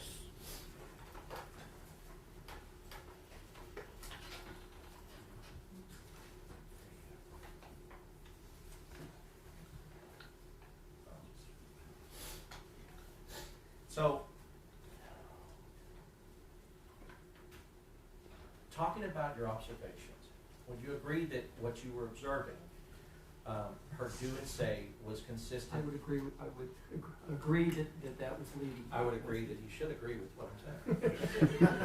so I guess talking about your observations, what were your observations consistent with as it pertained to Melissa Perez at the time that you were there making these observations? Does that make sense? Not really. Okay. I'm not following you. Like, yeah, no, it's fine. Was your observations consistent with a sober or an intoxicated individual? I would say she was under the influence of something. Was your observations consistent with her being peaceful or violent? Violent. Was your observations consistent with her being compliant or belligerent? Belligerent. I'll pass the witness to Mr. Is everyone else done? Well, so you go next. I thought I got to go last, John. On the next witness. Yeah, we'll let you go. I mean, you can go and then we'll continue. Mr. Goss asked you if your mission was to enter Melissa's apartment in a way that was safe for the suspect and safe for the officers.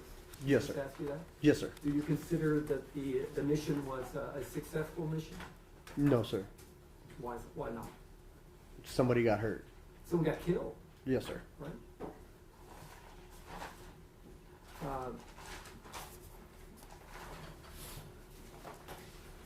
Mr. Newman was asking about in the totality of circumstances, could you consider these multiple things, right? Yes, sir. Would you agree that in the totality of circumstances, could you consider the ability to alter the environment to have allowed the TV to be removed out of the way so that the taser could be shot into the room?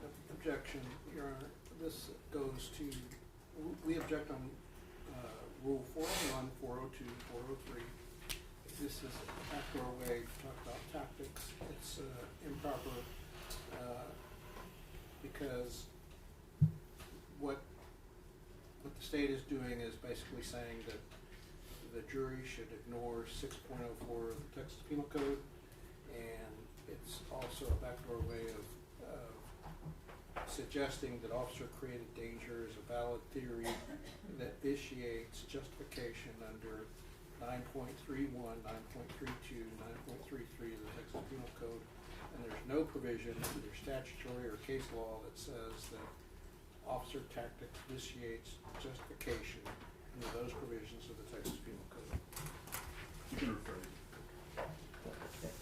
And Your Honor, I'm asking it the same question that Christian Newman asked. In the totality of circumstances, could you consider a number of factors? Do you remember answering Mr. Newman those questions? I believe so. Yes, sir. That there's a lot of things that should be considered in the totality Yes, of sir. circumstances, right? Yes, sir. I would just like to put on the record what Mr. Newman was asking were facts as they actually were. What Mr. Lunan is he's trying to have the witness speculate about facts that were not and did not happen. Oh, no, he included facts that weren't there. I didn't hear him.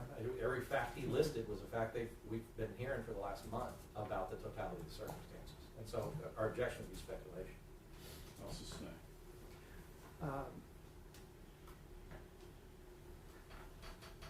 Could you consider the ability to alter the environment? Objection, Your Honor. It's the same question that previously has been sustained. I'll sustain. Is it important totality of circumstances that the person to be arrested was afflicted by mental illness? Can you rephrase that? Yeah, would it be important in the totality of circumstances that the person to be arrested was afflicted with mental illness? I'm going to object unless they can establish that the defendants knew that Melissa Perez had mental illness, and I believe the state of the testimony and the state of the evidence is that they had no knowledge that she had mental illness. All right, you can ask them that. Yeah, well, first of all, would that fact be of significance? That she had mental illness? Yes. Yes, sir. Okay, and because your training directs you to handle that maybe in a different way or a more cautious way. Would you Correct. agree? Right. And that you have been trained as officers to kind of recognize those signs. Yes. Right? Yes, sir. Or to inquire about the condition of the mind of the person, Yes, sir. particularly from people who had spent more time with her than you had, Correct. right? More time than Sergeant Flores had, Yes, sir. right? And Officer Rojas and Officer Ramos were still at the scene the entire time you were there, right? Yes, sir. And Officer Salinas, they were all there, right? Yes, sir. Did you hear anyone inquire them about what had transpired before you got there? Not to my knowledge, no, Right, sir. and you mentioned, you mentioned to them that there were a lot of things that you didn't know had happened before you got there, Correct. right? And is that important in considering the totality of circumstances that that she had been escalated rather than de-escalated? Correct. Your Honor, this calls for speculation. This witness already testified that he was unaware of misconduct on the part of Robert Ramos, and so the question is asking him to speculate, and also it's hypothetical that didn't exist. Sustained. You talked about the meeting that you had with the DA's office previously. Yes, sir. And you described it that it had to do over this issue of exigency, Yes, sir. right? And the frustration that you were met with the DA's office was the fact that you didn't know the facts that had preceded you. Isn't that right? Some of them, correct. Right? Yes, I sir. mean, you just admitted here you didn't know that Ramos had threatened to tase the dog. Yes, sir. I did not You know didn't that. know that. You didn't know that he had been shining the flashlight. Correct. You didn't know that Officer Rojas had told her that she wasn't under arrest. I did not know that. See, No, these sir. are the facts that we were frustrated about you making it a determination without knowing all the facts. Do you Yes. agree? I object. How can he agree to what Mr. Luna was frustrated with him? That's Well, you haven't testified to it. Well, that's speculation. What I'm saying is he's asking, you would agree that I was frustrated with you because you didn't know all the facts. So I mean, unless that was a statement that Mr. Lunan said, which he did not put in any kind of notice to us, about this apparent fight he was having with the witness and his frustrations with the witness. I don't know why they think they can bring out evidence and then we're close to being able to ferret out what actually happened. We just asked him from his perspective what he knew, not what he thought Mr. Lunan knew or why Mr. Lunan was frustrated. All right, so the question was, see, these are the facts that you were frustrated with, making a determination with all of the facts. I don't understand the question. Let me hear a question. And Your Honor, I would further state for the record that nothing in the memo of disclosures that they wrote for the 3 dates that this witness met with the district attorney, nothing in their memo of disclosure indicates that that information was withheld from the witness or that he stated that he did not know. So if they're going to be questioning this witness about that and it's not included in the memo of disclosure, then I think that it calls into question whether the state is being candid in their representations to the court. And we assert this is misconduct that the court cannot countenance. May I continue? Yes. You had testified in your direct examination with Mr. Cifuentes, right? That the state didn't like what you had to say. Is that what you said? Yes, sir. We had a disagreement. Right, we had a disagreement, right? And would you agree that that disagreement came down from the fact of you didn't know the facts that preceded your arrival? So I had knowledge that she had committed the criminal mischief, and from my understanding at the time was that they tried to arrest her. She went into her apartment, but they couldn't get in, and then that's when she assaulted an officer. Right, but you didn't know that Rojas had said you're not under arrest. I did not, no, sir. And you didn't know that they had closed the case and left the scene before they came back. Yeah, Did you? Judge, we just object to that because now they're trying to put that really weird week one stuff back through all this. They didn't close the case, and honestly, he did detain her, and that was clear that he detained her. And evading arrest or detention is the offense. This officer is still correct in his USB Santana analysis and everything else. That's one of the exigencies that existed at the time. And I don't even know why going back and forth about their argument is relevant. Your Honor, you can't slander us on one hand and then keep us from responding. I don't think anybody Makes no slandered sense. him. He Makes no said sense. that there was a disagreement. All right, I'll sustain.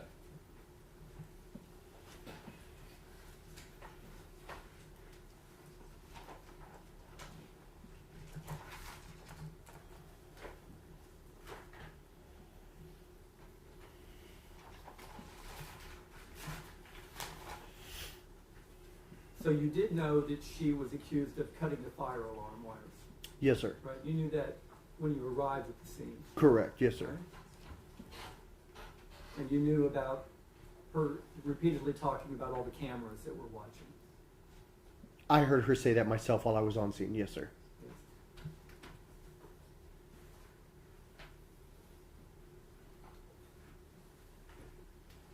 I'll pass the witness. Nothing further, Nothing further. Nothing further. All right, you're excused. Thank you, sir. This stays here, correct? Yeah, you can put it on the last report.